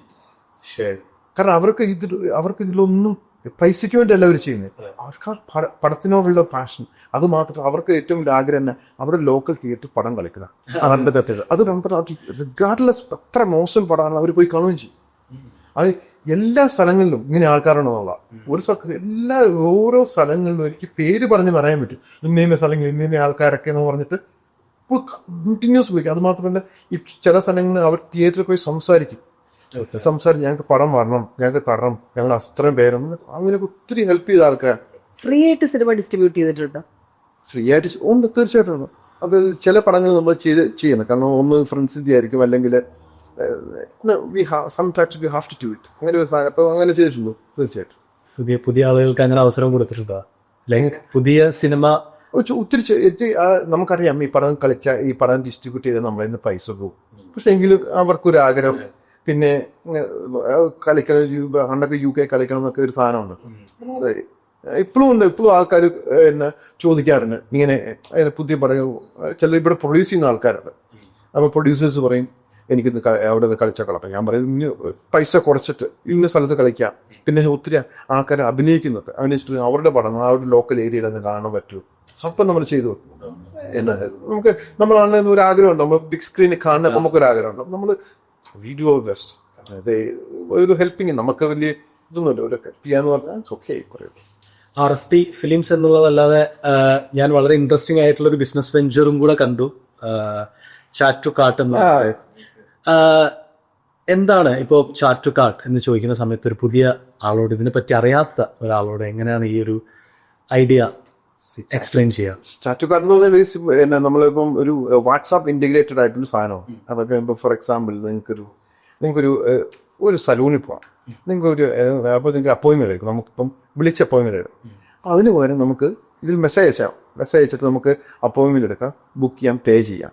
ഇപ്പം നമുക്ക് ഇപ്പോഴത്തെ സമയത്ത് ആൾക്കാർക്കൊന്നും സംസാരിക്കാനൊന്നും സമയമില്ല. ഇപ്പം നമ്മൾ നിങ്ങൾക്ക് ഒരു GP അപ്പോയിൻമെൻറ്റ് വേണം. നിങ്ങൾ എത്ര ഫോണിൽ നിൽക്കണം, എത്ര നേരം വിളിക്കുമ്പോഴാണ് ഒരാളെടുത്തിട്ട് ആ മറുപടി പറയുന്നത്. ഈ സാധനം ഉണ്ടെങ്കിൽ നമുക്ക് അപ്പോയിൻമെൻറ്റ് നമുക്ക് ഈ വാട്സാപ്പിൽ ടെക്സ്റ്റ് ചെയ്യാം. ഞാൻ ജസ്റ്റ് ഈ വാട്സാപ്പ് എന്ന് പറഞ്ഞ് വലിയൊരു ഇതാവും. ഞാനിത് ഒരു ചെറിയൊരു 0.5% സാധനം പറയുന്നത്. അത് വാട്സാപ്പ് അപ്പോയിൻമെൻറ്റ് സിസ്റ്റം മാത്രമല്ല, നമുക്ക് എന്തും ട്രാവൽ ഏജൻസിക്ക് പറ്റും, ലെറ്റിങ്സിന് പറ്റും, റെസ്റ്റോറൻറ്റ്, സൂപ്പർ മാർക്കറ്റ്, ഇതെല്ലാം നമുക്ക് കൂടി ചെയ്യാൻ. ഞാൻ ഇന്നലെ റോഷിനി തന്ന സംബന്ധിച്ച് ഞാൻ വെറുതെ ട്രൈ ചെയ്ത് നോക്കിയിട്ടുണ്ടായിരുന്നു. പക്ഷെ അത് ഭയങ്കര ഇൻട്രസ്റ്റിംഗ് ആണ്. കാരണം ഈ പറഞ്ഞ പോലെ ഭയങ്കര കൺവീനിയൻ്റ് ആണ്. നമുക്കിപ്പോൾ ഒരു ഹോട്ടലിൽ ഫുഡ് മെനു അറിയണമെന്നുണ്ടെങ്കിലോ ഓർഡർ ചെയ്യണമെന്നുണ്ടെന്നുണ്ടെങ്കിലോ ഒന്നും ഒരിക്കലും നമ്മൾ വിളിച്ച് സംസാരിക്കുന്നതിനേക്കാൾ കൂടുതൽ നമുക്കൊരു ചാറ്റ് ബോക്സിൽ ഇരുന്നിട്ട് കാര്യങ്ങൾ മനസ്സിലാക്കാനും കണക്ട് ചെയ്യാനും പറ്റുന്ന ഇതൊക്കെ ജസ്റ്റ് ഇതൊരു സ്റ്റാർട്ടിംഗ് ഒത്തിരി ഡെവലപ്മെന്റ് വരുന്നു. ഇന്റഗ്രേഷൻ ആണ് ഒത്തിരി വരുന്നത്. മറ്റ് ഓൺടർപ്രണർഷിപ്സ് ഒക്കെ എന്തൊക്കെയാ? കുറച്ച് സ്റ്റാർട്ടപ്സ് നമ്മൾ ഇൻവെസ്റ്റ് ചെയ്യുന്നുണ്ട്. നമുക്കൊരു OTT പ്ലാറ്റ്ഫോം പറഞ്ഞു ജൂലൈ, അത് അടുത്ത മാസം ലോഞ്ച് ആവും. അത് OTT പ്ലാറ്റ്ഫോം തന്നെയാണ്. നമ്മൾ പുതിയ പടങ്ങൾ എടുത്തിട്ട് അതിൽ സ്ട്രീം ചെയ്യുന്നത്. നമുക്ക് നെറ്റ്ഫ്ലിക്സിനെയോ അല്ലെങ്കിൽ ആമസോൺ പോലെ ഒരു സാധനം നമ്മളൊരു ഡിഫറെൻറ്റ് തോട്ടാണ് അത്. അതായത് നമ്മൾ എല്ലാ പടങ്ങളും അത് ഫെസ്റ്റിവൽ പടങ്ങൾ കാണാം, നമുക്ക് വെബ് സീരീസ് ഇടാം. അപ്പം ഒത്തിരി ഒരു സാധനങ്ങളുണ്ട്. അത് ജസ്റ്റ് അത് നമ്മൾ ഒരിക്കലും ഒരു OTT പ്ലാറ്റ്ഫോം എന്ന് പറഞ്ഞാൽ it's not just an OTT platform. നമ്മളൊരു ഒരിക്കലും ആമസോണിനോ അല്ലെങ്കിൽ നെറ്റ്ഫ്ലിക്സിന് ഫോം പറ്റി നമുക്ക് അതല്ലോ. ശരിക്കും ഒരു എല്ലാവർക്കും ഷോക്കേസ് ചെയ്യാൻ പറ്റും അവരുടെ വർക്ക്, സ്റ്റുഡൻസിനും എല്ലാം ചെയ്യാം. അങ്ങനെയാണ് വരുന്നത്. അത് ഇപ്പൊ ഫ്രണ്ട്സും പാർട്ട്ണർഷിപ്പിലൊക്കെ അല്ലേ ചെയ്തത്. അപ്പോൾ ഈ ഒരു ജേർണിയിൽ ലൈക്ക് ഫ്രണ്ട്ഷിപ്സ് ഒക്കെ ഉണ്ടാവും, കുറെ ബിട്രയൽസ് ഉണ്ടാവും. ആ ഒരു സിറ്റുവേഷൻ ഒക്കെ എങ്ങനെ ഹാൻഡിൽ ചെയ്യുന്നത്? ഇപ്പോൾ ഒറ്റയ്ക്ക് തുടങ്ങിയതല്ലല്ലോ, ഫ്രണ്ട്സ് ഉണ്ടായിരുന്നു, പിന്നെ ഇപ്പോൾ ഒറ്റയ്ക്ക് നടത്തുന്നു, ഒറ്റയ്ക്ക് വഴിവെട്ടി UK അപ്പൊ ഇപ്പോഴത്തെ situation how do you see? Like കുറെ പേരുണ്ടായിരുന്നല്ലോ ഈ ജേർണിയിൽ. അല്ല, എൻ്റെ ജേർണിയിൽ ഒത്തിരി പേരുണ്ടായിരുന്നു. അത് ഒത്തിരി പേര് ഹെൽപ്പ് ചെയ്തിട്ടുണ്ട് എനിക്ക്. എന്നാൽ ഞാനിപ്പോഴും ഓർക്കുന്നത്, ഞാനിങ്ങനെ ഈ പടങ്ങളൊക്കെ ചെയ്തിരുന്നു. ഈ ഒത്തിരി ഒരു സമയത്ത് ഈ പടങ്ങളൊന്നും പൈസ ഉണ്ടാക്കത്തേക്ക്. അപ്പോൾ ഇപ്പം സത്യം പറഞ്ഞാൽ എനിക്കൊരു 3-4 മില്യൺ ഞാൻ ഇതിനുവേണ്ടി മാത്രമായിട്ടാണ് പടം എടുത്ത് മാത്രം. കാരണം എന്താണെന്ന് വെച്ചാൽ, കാരണം ഈ എനിക്ക് 2020-2022 വരെ ദർ ഇസ് നോ മാർക്കറ്റ്. ഈ റിക്കവർ ആവാത്ത ഫിലിംസ് ഇപ്പോഴും പോരാത്തവർ അതാണ് കൂടുതലുള്ളത്. അപ്പം ഞാനിങ്ങനെ ഈ പടങ്ങളൊക്കെ എടുത്തെടുത്ത് പൈസ കളഞ്ഞൊന്നുമില്ലാതെ ഇരുന്ന സമയമുണ്ട്. അപ്പം ഞാൻ അവസാനം എനിക്കിപ്പോഴും ഒന്ന് ഓർക്കുന്നുണ്ട്, പടം അവസാനം ഇത് നിർത്താനൊരു ഇതായിട്ട് പൈസ ഇല്ല, ഒന്നും ആകുന്നില്ല. അപ്പം എനിക്ക് അപ്പോഴാണ് കായംകുളം കൊച്ചുണ്ണി എന്ന് പറഞ്ഞ പടം വരച്ചത്. അപ്പം അതിന് പൈസ കൊടുക്കുക. അപ്പം അത് നല്ല പടമാണെന്ന് എനിക്കറിയാം. അപ്പം പൈസ വരുമ്പോൾ പൈസ ഇല്ല. അപ്പം ഞാനിങ്ങനെ പലയിടത്തു നിന്ന് ഇങ്ങനെ ചോദിച്ചിട്ട് എനിക്ക് 10,000 പൗണ്ട് താഴെ. അപ്പം എൻ്റെ ഒരു കൂട്ടുകാരനുണ്ട്, എൻ്റെ അഭിനേഷ്. അപ്പം ഞാൻ എല്ലാവരും ചോദിക്കുന്നതുകൊണ്ട് അവനോട് ഇവിടെ പൈസ. അപ്പം പറയാം എൻ്റെ പൈസ ഇല്ല, എൻ്റെ പൈസ ഒന്ന് വാങ്ങിച്ചോളാം. ഞാൻ പറഞ്ഞിട്ട് ഞാൻ അറിയിട്ടോ, നീ വാങ്ങിച്ചാലാ വെച്ചു, നീ വിളിച്ചാൽ മതി. അപ്പം ഞാൻ അജി എന്നാണ് അവൻ്റെ പേര്. എന്നിട്ട് ഞാൻ അവനെ വിളിക്കുകയാണ്. അവൻ എനിക്ക് 10,000 പൗണ്ട് തരുന്നു. ഞാൻ അങ്ങനെയാണ് ഈ കായംകുളം കൊച്ചുണ്ണി എന്ന് പറഞ്ഞ പടം എടുത്തത്. ആ പടത്തിൽ ഞാൻ പൈസ ഉണ്ട്. പിന്നെ പിന്നെ അത് കഴിഞ്ഞിട്ട് എനിക്കൊരിക്കലും എനിക്ക് നന്നായിട്ട് പോകുന്നു എൻ്റെ കാര്യങ്ങളൊക്കെ. പിന്നെ വീണ്ടും 2022 കോവിഡൊക്കെ കഴിഞ്ഞപ്പോൾ കുറച്ചുകൂടി എടുക്കും വന്നാലും പിന്നെ കുഴപ്പമില്ല. ഇതൊരു ഇങ്ങനൊരു റോളർ കോസ്റ്റർ പോലെ. ഈ ഒരു ബിസിനസ് ചെയ്യുന്ന സമയത്ത് ഏറ്റവും വലിയ ഫിയർ എന്താണ് ശരിക്കും? വെള്ളിയാഴ്ച വരാൻ നോക്കിയിരിക്കുക പൈസ പോകാൻ. അതാണ് നമ്മൾ പൈസ കൊടുക്കുന്നു, പടം എടുക്കുന്നു. വെള്ളിയാഴ്ചയാണോ നമുക്കറിയാം പൈസ പോയി. അതാണ് ഫിയർ. കാരണം എന്താ വെച്ചാൽ പിന്നെ ബാക്കിയുള്ള ചലഞ്ചസ് എന്ന് പറഞ്ഞപ്പം ഞാൻ ജനനായകം എടുത്തു. ജനനായകൻ എല്ലാം കൊടുത്ത് പടം മാറ്റി വെച്ചു. My money is stuck. It's a huge amount. ഇങ്ങനെയും കുറെ അൺസർട്ടനിറ്റികളുണ്ട്. ഇവൻ ആ സീൻ കട്ട് ചെയ്യുന്നതിൽ അതിലും ഉണ്ടായിരുന്നില്ല സെൻസറിങ് ഇഷ്യൂ ജനനായകനില്? അതും ഉണ്ടായിരുന്നു. അതിപ്പോ എനിക്ക് തോന്നുന്നു 20 റിലീസ് ചെയ്തൊക്കെ പറയാൻ എനിക്കറിയില്ല. ജനനായകൻ മൂവി റിലീസിന് 3 ദിവസമാണ് മാറ്റിവെക്കുന്നത്. ആ ഇതിലുണ്ടാകുന്ന കഷ്ടപ്പാടെന്ന് പറഞ്ഞു കഴിഞ്ഞാൽ, ഒന്ന് നമ്മൾ തിയേറ്റേഴ്സ് വെള്ളക്കാരാണ്, they are not familiar with all these things. ഇവരെ സംബന്ധിച്ചിടത്തോളം ഒരു പടം വരുമ്പോൾ ഇപ്പോൾ ഒരു പടം റിലീസ് ചെയ്യുന്ന ഇവരോട് പറയും 2026 ഡിസംബർ 24 പടം റിലീസ് ചെയ്യുന്നു പറഞ്ഞു. That movie will release same day. They will not change the date. അപ്പം നമ്മൾ ഇത്രയും വലിയ പടമാണെന്ന് പറയുന്നു, വരുന്നു റിലീസിൻ്റെ തലേദിവസം അല്ലെങ്കിൽ 2 ദിവസം മാറ്റിക്കും. ഇവർ ഓൾറെഡി ടിക്കറ്റ് സോൾഡ് ഔട്ട് ആക്കി. ഈ ടിക്കറ്റ് മുഴുവൻ റീഫണ്ട് ചെയ്യണം. Some cases they have to give a free ticket. പിന്നെ ഇതിൻ്റെ ട്രാൻസാക്ഷൻ ചാർജ് ഉണ്ട്. ഇതൊക്കെ ഇവർ കൊടുക്കുക. പിന്നെ ആസ് എ ഡിസ്ട്രിബ്യൂട്ടർ നമുക്ക് അവർക്ക് ഷെയർ കൊടുക്കും. അപ്പം നമുക്കിപ്പോൾ ലെറ്റ്സ് നമുക്ക് 40 അല്ലെങ്കിൽ 50% ഷെയർ ആയിട്ട് അവർ okay this movie I now only going to give 25. എല്ലാവരും ഡിസ്ട്രിബ്യൂഷന്റെ കാര്യങ്ങൾ ഇങ്ങനെ ചോദിക്കാറല്ലോ, എല്ലാവർക്കും ഇൻട്രസ്റ്റ് ആയിരിക്കുമല്ലോ എങ്ങനെ ഡിസ്ട്രിബ്യൂട്ട് ചെയ്യണമെന്നൊക്കെ. അപ്പോൾ what is the most misunderstood കാര്യം അബൌട്ട് ഈ film distribution, cinema distribution? Easy അല്ല. റിച്ച് ആവാൻ പറ്റുമോ നമുക്ക് ഇങ്ങനെ? ആ ഗ്ലാമറിനെ പറ്റിയും പിന്നെ അതിന്റെ See, I don't think so. You're rich? No. I'm not. Father was rich? See, ഇതാത്തൊരു കാര്യം എന്ന് വെച്ചാൽ ആൾക്കാർക്ക് അറിയണ്ട ഹൂ ബ്രിങ്സ് മൂവി ഹിയർ. സത്യം. ആൾക്കാർക്ക് അറിയണ്ടേ. ഇപ്പം എൻ്റെ വൈഫിനോട് ചോദിച്ചപ്പോൾ നല്ല പടമാണ് പോയി കാണാം എന്നല്ലാതെ മമ്മൂട്ടിയുടെ മോഹൻലാലിൻ്റെ ഡയറക്ടർ ഇതൊന്നും പ്രശ്നമല്ല. അപ്പം ഡിസ്ട്രിബ്യൂഷൻ ഒരു ഗ്ലാമറസ് ജോബാണെന്ന് വെച്ചാൽ ഐ ഡോണ്ട് തിങ്ക് സോ. കാരണം എന്താണെന്ന് വെച്ചാൽ ഇപ്പോൾ RFT പടം കൊണ്ടുവരുന്നുണ്ടോ അല്ല ആൾക്കാർ വരുന്നത് പടം നല്ലതാണോ പോയി പറയാം, അത്രയോ. അതിൻ്റെ അകത്ത് ഇതൊരു it's not a glass. I don't think so. It's very risky job എന്ന് ഞാൻ പറയും. അപ്പൊ ഇനീഷ്യൽ ഡേയ്സിൽ നല്ലപോലെ പ്രോഫിറ്റ് ഉണ്ടാക്കാൻ പറ്റിയായിരുന്നു. ഒന്നുമില്ല, ഒരു പ്രോഫിറ്റ് ഒന്നുമില്ല. ഞാൻ പറഞ്ഞില്ല, ഇത് റോൾ കോസ്റ്റ് ആണ്. 10 പടം എടുക്കുമ്പോൾ 2 പടം പൈസ ബാക്കി 2% പൈസ. It's not money making. ഏറ്റവും ഹാപ്പി ആയ ഒരു ഫ്രൈഡേ ഏതാ? ഒരു ഹാപ്പിയസ്റ്റ് ഫ്രൈഡേ ഓർ വീക്കെൻഡ് എപ്പോഴാണ് സിനിമയുടെ ഓർമ്മയിൽ? പിന്നെ ഇത് 2018 വന്നപ്പോൾ one of the happiest days. പിന്നെ മഞ്ഞുമേൽ ബോയ്സ് വന്നപ്പോൾ ഇറ്റ് വാസ് ഗുഡ് ഫ്രൈഡേ. പറയാനുള്ള ഒത്തിരി പറയാനുണ്ട്. Aavesham was good. Imran was really. If someone who is hearing our podcast today, അവരിപ്പോൾ ഇത് കേൾക്കുവാണെങ്കിൽ അവരോട് എന്താ പറയുക, like something that someone had told you earlier when you came to this industry, അങ്ങനെ എന്തെങ്കിലും തോട്ട് ഉണ്ടോ? I wish someone had told me this before. ഇപ്പോൾ കേൾക്കുന്നവർക്കൊരു തോന്നുന്നുണ്ടാവുമല്ലോ, എങ്ങനെ ഈ സ്റ്റോറീസ് എല്ലാം ഗ്ലോബൽ സ്ക്രീനിലേക്ക് കൊണ്ടുവരുമ്പോൾ something that you felt I wish somebody had told me this before. Distribution risky business ആണ് നേരത്തെ പറയുക. ഒത്തിരി സെറ്റ്ബാക്സും കുറെ ലോസ് ഒക്കെ വരുവാണെങ്കിൽ ആ സമയത്ത് വാട്ട് കീപ്സ് യു ഗ്രൗണ്ടഡ്? നമ്മൾ ഓൾവേസ് ഗ്രൗണ്ടറാണ്. ഞാൻ ഒരിക്കലും എന്നെ ഒരിക്കലും ഒരു സക്സസും നമ്മളെ തലയിരിക്കൊന്നും നടക്കാറില്ല. ഒരു സ്ട്രെസ് വരുമ്പോൾ ഞാനിപ്പോൾ സ്ട്രെസ് വരുമ്പോൾ ഷോപ്പ് കഴിക്കലേ മന്തി കഴിക്കാൻ പോകും. എന്തായാലും സ്ട്രെസ് വരുമ്പോൾ എൻ്റെ മുഖത്ത് ഇങ്ങനെ എൻ്റെ സ്കിൻ മുഴുവൻ പീലായി അങ്ങനെ സംഭവിക്കുന്നത്. എനിക്ക് അത് ഭയങ്കര പ്രശ്നമാണ്. ഒരു കംഫർട്ടിങ് എന്താണ് ചെയ്യുക ഇപ്പം ഇങ്ങനത്തെ ഒരു റിജക്ഷൻസോ സെറ്റ്ബാക്സ് അങ്ങനെ വരുമ്പോൾ എന്താണ്? ഇത്രയും നാളത്തെ ഒരു എക്സ്പീരിയൻസ് വെച്ചിട്ട് ഇതൊക്കെ ഒരു മൊമെൻ്റാണ്. ഇന്നത്തെ ഇത് കഴിഞ്ഞ് ഇപ്പോൾ ഇന്നൊരു പടം വിജയിച്ചു, നാളെ അടുത്ത പടം വരിക. അപ്പോൾ ഇന്നൊരു പടം പരാജയം, നാളെ വേറൊരു പടം വരും. ഞാൻ അങ്ങനെ ചിന്തിക്കുന്ന ആളാണ്. എന്നെ ഒരു സക്സസ്സോ അല്ലെങ്കിൽ ഒരു ഫെയിലിയറോ എന്നെ നിരാശനാക്കാറ്. അത് കഴിഞ്ഞു. ഞാൻ ഒരു കാര്യം ഞാൻ കൊണ്ടു നടക്കാറില്ല. കാരണം ഇന്നുകൊണ്ട് എൻ്റെ അത് കഴിഞ്ഞു. ഇപ്പം ഞാനൊരു പടത്തിന് പേ ചെയ്താൽ അല്ലെങ്കിൽ എൻ്റെ പടം ഇന്ന് വന്നു ഫ്രൈഡേ പടം വിജയിച്ചു, ഓക്കെ. പടം ഫെയിലായി, ഓക്കെ. മുന്നോട്ട് ഞാൻ അതുകൊണ്ട് ഒരു ട്രൈ ചെയ്യാൻ പോകുന്ന ഒരാളൊക്കെ എന്നെ അങ്ങനെ ഒന്നും എന്നെ ഒരു പരിധിയിൽ കൂടുതൽ വേദനിപ്പിക്കാറോ അല്ലെങ്കിൽ സന്തോഷിപ്പിക്കാറോ. ഒരു ബിസിനസ് എന്നുള്ള ആംഗിൾ മാറ്റി നിർത്തുകയാണെന്നുണ്ടെങ്കിൽ, അല്ലെങ്കിൽ ഒരു മണി മേക്കിംഗ് എന്നുള്ള ഒരു ആംഗിൾ മാറ്റി നിർത്തപ്പെടാണെന്നുണ്ടെങ്കിൽ, RFT ഫിലിംസ് അല്ലെങ്കിൽ സിനിമ ഇവിടെ കൊണ്ടുവരും, എന്താണ് ബ്രോൻ്റെ ഒരു ആംഗിൾ അതിനുള്ള? സിനിമ മണി മേക്കിംഗ് എന്നുള്ളൊരു ആംഗിൾ മാറ്റി നിർത്തുകയാണെന്നുണ്ടെങ്കിൽ എന്നെ ഏറ്റവും വലിയ ആഗ്രഹം ലോകത്ത് എല്ലാ രാജ്യത്തും മലയാളം പടത്തിലേക്ക് അതാണ് എൻ്റെ ഏറ്റവും വലിയ ആഗ്രഹം. അപ്പോൾ ഞാൻ തുടങ്ങിയപ്പോൾ ഈ 10-12 രാജ്യത്തെ കളിച്ചു. റഷ്യൻ ഞാൻ GCC ചോദിച്ചിട്ട് ബാക്കിയുള്ള രാജ്യങ്ങളിലാണ് പല കാര്യമാണ്. ഇപ്പം നമുക്കൊക്കെ 70 രാജ്യത്ത് കളിക്കാം പറ്റുന്നുണ്ട്. ഇനി ഒരു 2-3 കൊല്ലങ്ങൾ കൊണ്ട് എനിക്ക് 100 ആകണമെന്നാണ് എൻ്റെ ആഗ്രഹം. ഇപ്പോൾ നമ്മൾ ലാറ്റിൻ അമേരിക്കയിലൊക്കെ നമ്മളിപ്പോൾ മെക്സിക്കോ അവിടെയൊക്കെ നമ്മൾ നോക്കുന്നത്. മെക്സിക്കോ നമ്മൾ പടം കളിച്ചു, പക്ഷെ ഒരു വൈഡ് റിലീസ് നമ്മൾ നോക്കി എല്ലായിടും. I'm try my best to expand Malayalam. അതാണ് ഇപ്പം ജാപ്പനീസ് പാട്ടിന് കൊറിയയിലോട്ട് ചേഞ്ച് ചേർക്കുന്നുണ്ട്, ഡബ് ചെയ്ത് ഇറക്കുന്നുണ്ട്. അങ്ങനെയൊക്കെ നമ്മൾ പല കാര്യങ്ങളും ചെയ്യുന്നു. കഴിഞ്ഞ് കഴിയുമ്പോൾ എനിക്ക് 2-3 കൊല്ലത്തിനകം 100 രാജ്യത്ത് കളിക്കണം എന്നാണ് എൻ്റെ ഏറ്റവും വലിയ ആഗ്രഹം.